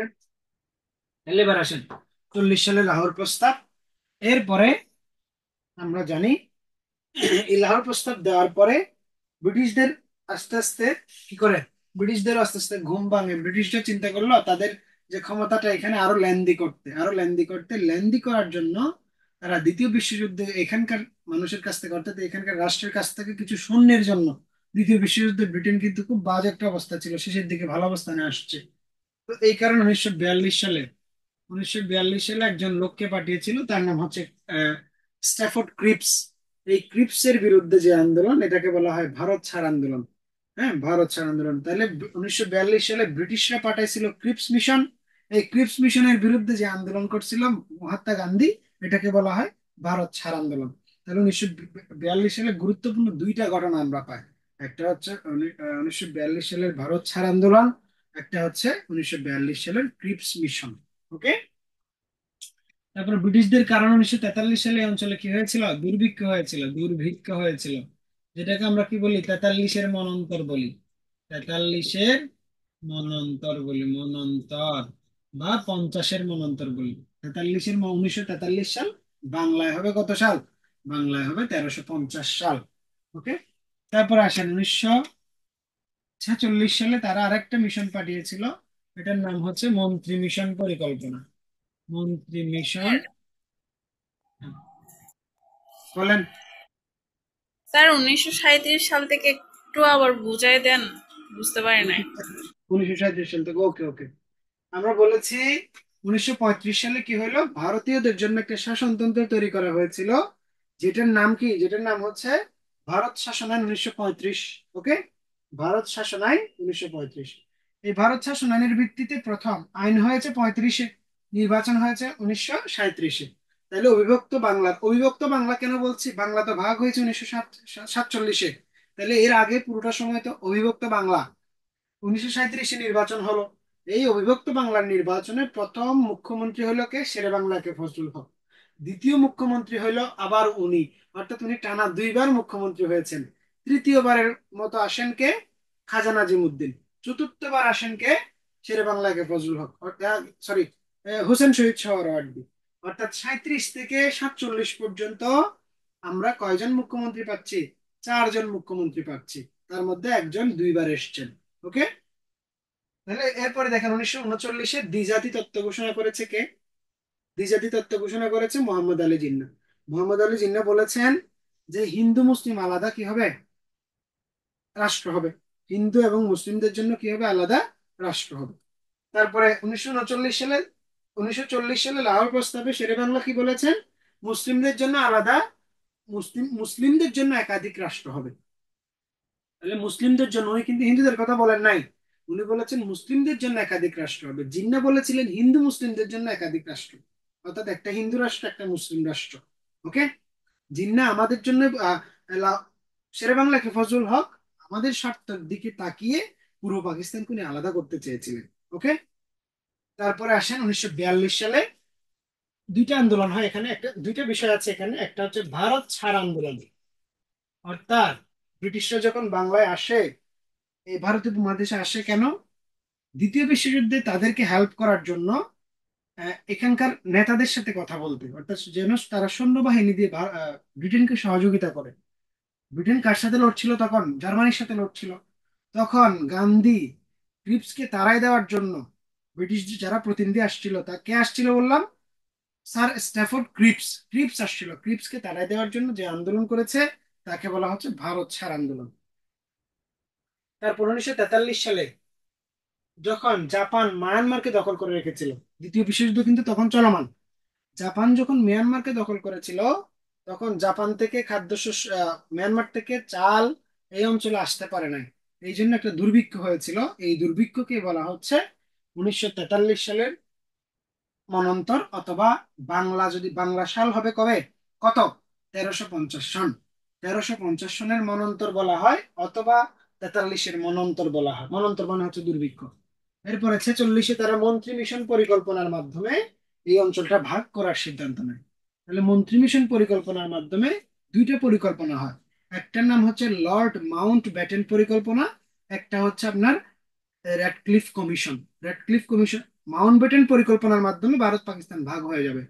র্যাডক্লিফ কমিশনের মাধ্যমে দুইটা এলাকার বাউন্ডারি নির্ধারণ করবে, অর্থাৎ মানচিত্র আঁকবে দুইটা এলাকার। মানচিত্র আঁকার মাধ্যমে আমরা জানি 1947 সালে ভারত এবং পাকিস্তান কি হয়ে যায়, দুইটা অঞ্চল আলাদা হয়ে যায়। দুইটা অঞ্চল কি হয়ে যায়, আলাদা হয়ে যায়, ভারত পাকিস্তান। ওকে, এই ভারত পাকিস্তান আলাদা হওয়ার পরে আমরা কোথায় প্রবেশ করি, আমরা পাকিস্তানে চলে আসি। কোথায় চলে আসি, পাকিস্তানে চলে আসি। তাহলে এরপরে জিন্না যেহেতু এই সমস্ত ঘটনার দেশভাগে গুরুত্বপূর্ণ ভূমিকা রেখেছেন, সেহেতু পাকিস্তানের প্রথম গভর্নর জেনারেল হয়েছিল মোহাম্মদ আলী জিন্নাহ। পাকিস্তানের প্রথম গভর্নর জেনারেল কে হয়েছিলেন, মোহাম্মদ আলী জিন্নাহ। আমি একটু এখানে এখানে লিখি। এরপরের ঘটনাগুলো তো মোটামুটি আপনাদের জানা আছে, তো আমরা একটু সংক্ষেপে আলোচনা করার চেষ্টা করবো। 47 সাল দেশভাগ হইলো। তাহলে দেশভাগের পরে 1947 সালে দেশভাগ, এটাকে আমরা বলি পার্টিশন। কি বলি, পার্টিশন। এই পার্টিশনের নেতা যেহেতু ছিলেন মোহাম্মদ আলী জিন্নাহ, সেহেতু মোহাম্মদ আলী জিন্নাহ এখানে কি করেছিল, সর্বোচ্চ পাওয়ার হোল্ড করেছে। এবং তিনি প্রথম পাকিস্তানের পাকিস্তানের গভর্নর জেনারেল হন। তারপর আসেন 1948 সালের দিকে এসে, মূলত 1947 সালে আমরা পাকিস্তানের উপনিবেশে চলে যায়, এবং পাকিস্তান আস্তে আস্তে আমাদেরকে আবার অপারেশন করা শুরু করে। অর্থাৎ এই বাংলাদেশকে অপারেশন, পূর্ব পাকিস্তানকে অপারেশন করা শুরু করে। এই অপারেশনটা কিসের মাধ্যমে শুরু হয়, প্রথম ভাষার মাধ্যমে। আমরা মেইনলি ধরি আমাদের ভাষা আন্দোলন কবে থেকে, 1948 সাল থেকে 1952 সাল পর্যন্ত চলেছে। 1948 সাল থেকে 1952 সাল পর্যন্ত চলেছে। এরপরে আমরা জানি 1954 সালে পূর্ব বাংলা যেহেতু পাকিস্তানের একটা প্রদেশ ছিল, তাহলে পূর্ব বাংলা একটা নির্বাচন অনুষ্ঠিত হয়েছিল। এটাকে বলা হয় 1954 এর পূর্ব বাংলার প্রাদেশিক পরিষদের নির্বাচন। প্রাদেশিক পরিষদ, হ্যাঁ। এই প্রাদেশিক পরিষদের নির্বাচনে একটা গুরুত্বপূর্ণ দল ছিল যুক্ত ফ্রন্ট। তখন মুসলিম লীগ অনেক শক্তিশালী ছিল, তাদেরকে হারানোর ক্ষমতা একক কোনো দলের ছিল না। এই জন্য চারটা দল মিলে একটা জোট গঠন করেছিল, এটাকেই বলা হয় যুক্ত ফ্রন্ট বা জয়েন্ট ফ্রন্ট।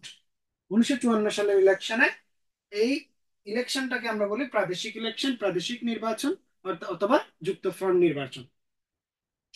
তারপর 1955 সালে আমরা জানি বাংলা একাডেমি নামে যুক্তফ্রন্টের নির্বাচনী ইস্তেহারে ছিল বাংলা ভাষা রক্ষা, বাংলা ভাষার যে গৌরব উজ্জ্বল ইতিহাস সেটাকে ধরে রাখা, এবং বাংলা ভাষার গবেষণার জন্য একটা প্রতিষ্ঠান হবে, সেটার নাম হচ্ছে বাংলা একাডেমি। তাহলে এই বাংলা একাডেমি বাস্তবায়ন করেছে কবে, 1955 সালে। এরপরে আসেন পাকিস্তানে 1956 সালে, ওই যে বলেছিলাম গভর্নর জেনারেল পদটা বাদ দিয়ে 1956 সালে একটা সংবিধান তৈরি করা হয়। কি তৈরি করা হয়, তাহলে পাকিস্তানের প্রথম সংবিধান কবে হয়, 1956 সালে। এরপর আমরা জানি 1958 সালে পাকিস্তানের প্রথম সামরিক শাসন আসে। কি আসে, তাহলে সংবিধান বানানোর 2 বছরের মাথায় পাকিস্তান কার কবলে পড়ে, পাকিস্তান সামরিক শাসনের কবলে পড়ে। এই সামরিক শাসন জারি করে পাকিস্তানের প্রথম রাষ্ট্রপতি ইস্কান্দার মির্জা। তাহলে 1958 সালে পাকিস্তানে প্রথম সামরিক শাসন জারি করে ইস্কান্দার মির্জা। ইস্কান্দার মির্জা কয়েকদিন ক্ষমতায় ছিলেন। তিনি তার সামরিক আইন প্রশাসক হিসেবে কাকে নিয়োগ দিয়েছিলেন, আইয়ুব খানকে নিয়োগ দিয়েছিলেন। কিছুদিন পর আইয়ুব খান বলল, বাবা তুমি সরো, এবার আমি আসি। আইয়ুব খান কি করলেন, সামরিক প্রশাসক হয়ে গেলেন, সামরিক প্রশাসক থেকে রাষ্ট্রপতি হয়ে গেলেন। ঠিক আছে, তাহলে 58 সালে পাকিস্তানে দুইটা সামরিক অভ্যুত্থান হয়েছিল। ইস্কান্দার মির্জা প্রথমটা করেন, ইস্কান্দার মির্জাকে আবার সরাই দেন কে, আইয়ুব খান। একই সালে 1958 সালে 7 অক্টোবর কে আসেন, ইস্কান্দার মির্জা। 28 অক্টোবর ইস্কান্দার মির্জাকে সরিয়ে 1958 সালে কে ক্ষমতায় আসেন, আইয়ুব খান। আইয়ুব খানের দীর্ঘ শাসন চলেছিল। তাহলে এবার আসেন আইয়ুব খান। 1959 সালে 1959 সালে আইয়ুব খান একটা সিস্টেম চালু করেছিল, একটা মৌলিক গণতন্ত্র নামে একটা কি চালু করেছিল, নির্বাচন ব্যবস্থা চালু করেছিল। মৌলিক গণতন্ত্র, মৌলিক গণতন্ত্র, মৌলিক গণতন্ত্র। 1962 সালে আইয়ুব খান এই যে 56 যে সংবিধান তৈরি করেছিল, সেই সংবিধানটাকে সে ভায়োলেট করে, সেই সংবিধানটাকে বাতিল করে আরেকটা সংবিধান সে চালু করে। হ্যাঁ, তাহলে এই দ্বিতীয় শাসনতন্ত্র আমরা জানি, এটাকে বলা হয় দ্বিতীয় শাসনতন্ত্র। এই শাসনতন্ত্রের বিরুদ্ধে একটা আন্দোলন হয়েছিল, এটাকে বলা হয় 1962 সালের শাসনতন্ত্র আন্দোলন। তাহলে 1962 সালে আমরা গুরুত্বপূর্ণ দুইটা আন্দোলন পাবো। একটা হবে 1962 সালের শিক্ষা আন্দোলন, শিক্ষা আন্দোলন। একটা হচ্ছে 1962 সালের শাসনতন্ত্র আন্দোলন। ওকে। তারপর আমরা জানি 1966 সালে, তো আমরা এর আগে যদি আমরা চিন্তা করি 1964 সাল, 64 সালে ওই যে শিক্ষা আন্দোলন হয়েছিল কেন? শিক্ষা আন্দোলন হয়েছিল একটা শিক্ষা কমিশনের বিরুদ্ধে, এটার নাম হচ্ছে শরীফ শিক্ষা কমিশন। অর্থাৎ আইয়ুব খান 1958 সালে শরীফ শিক্ষা কমিশন নামে একটা কমিশন নিয়েছিল। একটু শুনবেন এই জায়গায়, শরীফ শিক্ষা কমিশন নিয়েছিল। এই শরীফ শিক্ষা কমিশন রিপোর্ট দেয় 1962-তে। 62-তে রিপোর্ট যখন ছাত্রদের মনোপুত হইল না, তখন ছাত্ররা আন্দোলন করেছে, ওটাকে বলছে শিক্ষা আন্দোলন। পরবর্তীতে ওইটা বাতিল করা হয় এবং 1964 সালে আরেকটা রিপোর্ট প্রদান করা হয়, ওটার নাম হচ্ছে হামুদুর রহমান শিক্ষা কমিশন। এই হামুদুর রহমান শিক্ষা কমিশন দেওয়া হয়েছিল কত সালে? 1964 সালে। এরপর আমরা জানি 1966 সালের 6 দফা কিছু বিষয় বাদ দেওয়া হয়েছে সিলেবাস থেকে, আমরা দেখছি। হ্যাঁ, তার মধ্যে দেখা গেল যে যেগুলোর সাথে শেখ মুজিব কয়েকটা জায়গার সাথে বেশি রিলেটেড, এইগুলো আপনারা একটু স্কিপ করতে পারেন। ওকে। তারপর দেখেন 1968 সাল তো গেল। 1969-এর গণ অভ্যুত্থানটা আমরা ভালোভাবে দেখব। কারা শহীদ হয়েছেন, কয়েকজন লোক শহীদ হয়েছেন। হ্যাঁ, বিভিন্ন তারিখ, কারা কারা কবে শহীদ হয়েছেন, এগুলো একটু দেখবো 1969-এ। তারপরে হচ্ছে আমরা 71-এ চলে যাব। 1971, 71-এর ক্ষেত্রে কয়েকটা বিষয় আপনি দেখবেন। এটা হচ্ছে 71-এর মার্চ মাসের, মার্চ মাসের কিছু ঘটনা দেখবো। তারপরে দেখবো 71-এর রণাঙ্গন, রণাঙ্গন। রণাঙ্গনের মধ্যে একটা ব্যাপার আছে, আমি একটু বলে দেই। সেক্টর গুলো দেখতে হবে, সেক্টর গুলো দেখতে হবে, সেক্টর গুলো দেখতে হবে। সেক্টর কমান্ডার যারা আছে তারা, সেক্টর বলতে একবারে সেক্টর নিয়ে যা যা আছে আমাদের লেকচার শিটে সবই দেখতে হবে। তারপরে হচ্ছে রণাঙ্গনের নিয়মিত, নিয়মিত, অনিয়মিত, অনিয়মিত বিভিন্ন বাহিনী, অনিয়মিত বিভিন্ন বাহিনী দেখতে হবে। তারপর হচ্ছে বীরশ্রেষ্ঠ যারা, বীরশ্রেষ্ঠদেরকে নিয়ে যত তথ্য আছে লেকচারে যা যা আছে সব পড়তে হবে। তারপরে আসেন আরেকটা বিষয় এর বাইরে হচ্ছে কিছু লোকজনের স্পেশালি নাম আসছে আমাদের মুক্তিযুদ্ধের সময়। কিছু মহিলা যুদ্ধ করেছেন, কিছু উপজাতি যুদ্ধ করেছেন, বিদেশি যারা বন্ধুগণ আছে আমাদের, বিদেশি বন্ধুগণ। হ্যাঁ, যারা আমাদের পক্ষ নিয়ে যুদ্ধ করেছেন, বিভিন্ন খবর, খবর কি করেছেন, আপনার সম্প্রচার করেছেন, তারাও তো আমাদের সাথে, অর্থাৎ তারাও মুক্তিযুদ্ধের অংশ হিসেবে এই এই বিষয়গুলি দেখতে হবে। আর বিভিন্ন দেশের স্বীকৃতি দেখতে হবে, বিভিন্ন দেশের স্বীকৃতি, মুক্তিযুদ্ধের পক্ষে বিপক্ষে যে সব সমস্ত দেশের ভূমিকা ছিল। কিছু রাষ্ট্রের ভূমিকা ছিল বিপক্ষে আমাদের, কিছু রাষ্ট্রের ভূমিকা ছিল আমাদের পক্ষে। সর্বশেষ আমরা যেটা দেখব সেটা হচ্ছে মুক্তিযুদ্ধের বিভিন্ন গ্রন্থ, মুক্তিযুদ্ধ বিষয়ক বিভিন্ন গ্রন্থ, চলচ্চিত্র। আমি একটু এটা ক্লিয়ারলি বলি। এগুলো সবগুলো পড়ার চেষ্টা করবেন, কারণ যে কোনোটাই চলে আসতে পারে পরীক্ষায়। বিশেষ করে আগে আপনাদের পড়ার বিষয় হবে 10 থেকে বর্তমান পর্যন্ত স্পেশাল সহ যত বিসিএস হয়েছে, এই বিসিএস এর কয়েকটা কি বাংলাদেশ পার্ট, আন্তর্জাতিক পার্ট, এগুলো দেখে ফেলুন। আন্তর্জাতিক এবং বাংলাদেশ পার্ট এগুলো দেখে ব্যাখ্যা, ব্যাখ্যা সহ। কারো কাছে বই আছে? যাদের কাছে বই নাই তারা বই কিনে নেবেন, যাদের যাদের আছে তাদের তো আছেই। 10 থেকে পুরো এই ব্যাপারটা পড়ে নেবেন ব্যাখ্যা সহ। তাহলে এবার বলেছি কি, মুক্তিযুদ্ধ ভিত্তিক বিভিন্ন চলচ্চিত্র, চলচ্চিত্র, বিভিন্ন গ্রন্থ, বিভিন্ন গ্রন্থ, প্রামাণ্য চলচ্চিত্র, প্রামাণ্য চলচ্চিত্র, এই সমস্ত বিষয় একটু দেখবেন। এগুলো আমাদের লেকচার শিটের শেষের দিকে মোটামুটি এ আছে। ওকে। আর এগুলো বিষয়টা আপনাদের মোটামুটি মুক্তিযুদ্ধের কাহিনী যা যা আছে এগুলো তো জানা। তো এইবার আরেকটা ব্যাপার একটু দেখবেন আপনারা, আপনাদের যদি বই থাকে, বই থাকে নতুন 2025 সালের, 2025 সালে এনসিটিভি বাংলাদেশের বিশ্ব পরিচয়। অর্থাৎ আগে স্বাধীনতার ঘোষক ছিল জিয়াউর রহমান, কি বলে শেখ মুজিব, এখন স্বাধীনতার ঘোষক হবে জিয়াউর রহমান। স্বাধীনতার সর্বাধিনায়ক হচ্ছে কে? শেখ মুজিবনগর সরকারের রাষ্ট্রপতি হিসেবে। হ্যাঁ, এগুলো বিষয় নিয়ে কিছু জায়গায় চেঞ্জ আসছে, কিছু জায়গায় অল্প কিছু চেঞ্জ আসছে, বেশি খুব বেশি না। পারলে এই বইটা একটু কালেক্ট করে আপনারা পড়ে নেবেন। আর বাকিগুলো ইনফরমেশন আমাদের লেকচার শিটে দেওয়া আছে। এর বাইরে আর কোনো প্রশ্ন আছে কিনা কাইন্ডলি জানাবেন আমাকে।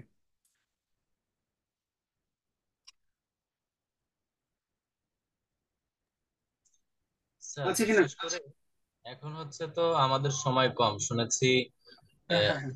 আগামী অক্টোবরে পরীক্ষা হওয়ার সম্ভাবনা আছে। তো সম্ভাবনা সেক্ষেত্রে বলতে না, সম্ভাবনা না, পরীক্ষা হয়ে যাবে আর কি। পিএসসি জি খুব দ্রুত আগাচ্ছে, হয়ে যাবে পরীক্ষা। জি, তাহলে যদি এটা হয়ে যায় তা আমাদের সিলেবাস তো আসলে বেশি বড় করে পড়ার কোনো সুযোগ নাই। না, না, এই শুধু এই জন্য কিন্তু না আজকে পড়লে দেখেন, আজকে কিন্তু আমাদের মোটামুটি আমাদের নর্মাল যে লেকচারের 5টা লেকচার আমাদের এই টপিক গুলো থাকে আর কি। নর্মালি এই 1.5 ঘন্টায় আপনার এই এই এই হিস্ট্রিটা বলা বা এটা করা খুবই টাফ আর কি। 1.5 ঘন্টা এটা বলা, মাঝখানে আমি কিন্তু কোনো ঘটনায় আমি এখানে বিস্তারিত খুব বেশি বলি নাই, শুধু জাস্ট পরীক্ষায় যে বিষয়গুলো আসতে পারে ওগুলোই বলছি কয়টা। তো এখন দেখেন, এই আপনারা একটু চেষ্টা করবেন যে জিস্ট আকারে পড়তে। নর্মালি এই হিস্ট্রিটা আপনি মনে রাখতে পারবেন কিভাবে, সাল ভিত্তিক, গুরুত্বপূর্ণ সাল ভিত্তিক ঘটনার নাম, সাল ভিত্তিক ঘটনার নাম, এইভাবে এইভাবে পড়ে গেলে আপনার মনে থাকবে। আর হচ্ছে যেটা বললাম, এই যে এই বিসিএস এর বাংলাদেশ এবং আন্তর্জাতিক প্রফেসরস কিংবা ভালো ব্যাখ্যা দেওয়া থাকে এরকম যে কোনো একটা বই থেকে এইটা পুরোটা পড়ে নিতে হবে। ক্লিয়ার? জি, আমাদেরকে যে শীটটা দিয়েছেন স্যার এটা মানে কি ব্যাপক দিয়েছেন নাকি এমনি না, না, আপনারা আবার সংস্কার করে দিয়েছেন, এটা শীত একটু জানতে চাই। শীটটার মধ্যে মোটামুটি ভাবে আপনাদের মানে জিস্ট আকারে দেওয়া হয়েছে আর কি। আপনি দেখবেন ওখানে চার্ট চার্ট করে, বিভিন্ন চার্ট করে দেওয়া আছে আর কি। তো খুব বেশি বিস্তারিত না। আপনারা কাজ করবেন, শীট যদি আপনাদের বড়ও লাগে, আপনারা একবার পড়ে ফেলার পরে নিচে কিছু প্রশ্ন থাকে, ওই প্রশ্নগুলো প্র্যাকটিস করবেন। ঠিক আছে? জি স্যার, শুক্রিয়া। হুম। তাহলে এভাবে পড়াশোনা করেন, আল্লাহ ভরসা, ইনশাল্লাহ ভালো হবে আশা করা যায়। নিয়মিত পরীক্ষা দেন, এখানকার মডেল টেস্ট, বিভিন্ন জায়গায় মডেল টেস্ট দেন, নিজেরাও বিভিন্ন অ্যাপের মাধ্যমে পরীক্ষা দিতে পারেন।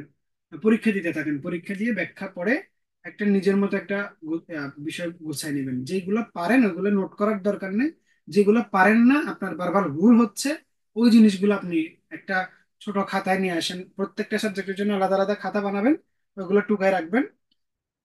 মানে ফ্রি টাইম দেখে আপনি এটা 1 সপ্তাহের মধ্যে 2-3 বার করে রিভিশন দিবেন। রিভিশন না দিলে মনে থাকবে না সাধারণত, যে কোনো সাবজেক্ট, সেটা ম্যাথও মনে থাকবে না, ইংরেজি মনে থাকবে না, কোনোটাই মনে থাকবে না। এই জন্য প্র্যাকটিস করেন, বারবার প্র্যাকটিস করেন। আপনি যদি শুধু বিসিএস এর প্রিভিয়াস ইয়ারের কোয়েশ্চেন গুলো পড়েন, মোটামুটি আপনার বেশ কমন আসবে আর কি। তো এখন বিষয়টা হচ্ছে, আমার তো কমন আসলে হবে না, কয়টা মোটামুটি 50% মার্ক হলে তো আমি পাচ্ছি না, আমার তো আরো বাড়াইতে হবে মার্ক। এই কারণে আমার আরো সিরিয়াসলি পড়তে হবে, আমার এক্সেপশনাল কিছু জানতে হবে।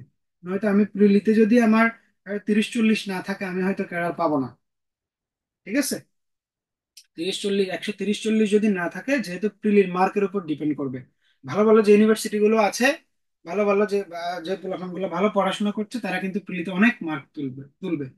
একদম কিছু পোলাপান আছে দেখবেন খুবই এক্সট্রাঅর্ডিনারি শিক্ষা, এই যে স্পেশাল বিসিএস এ তারা কিন্তু 150 মতো তুলে ফেলবে।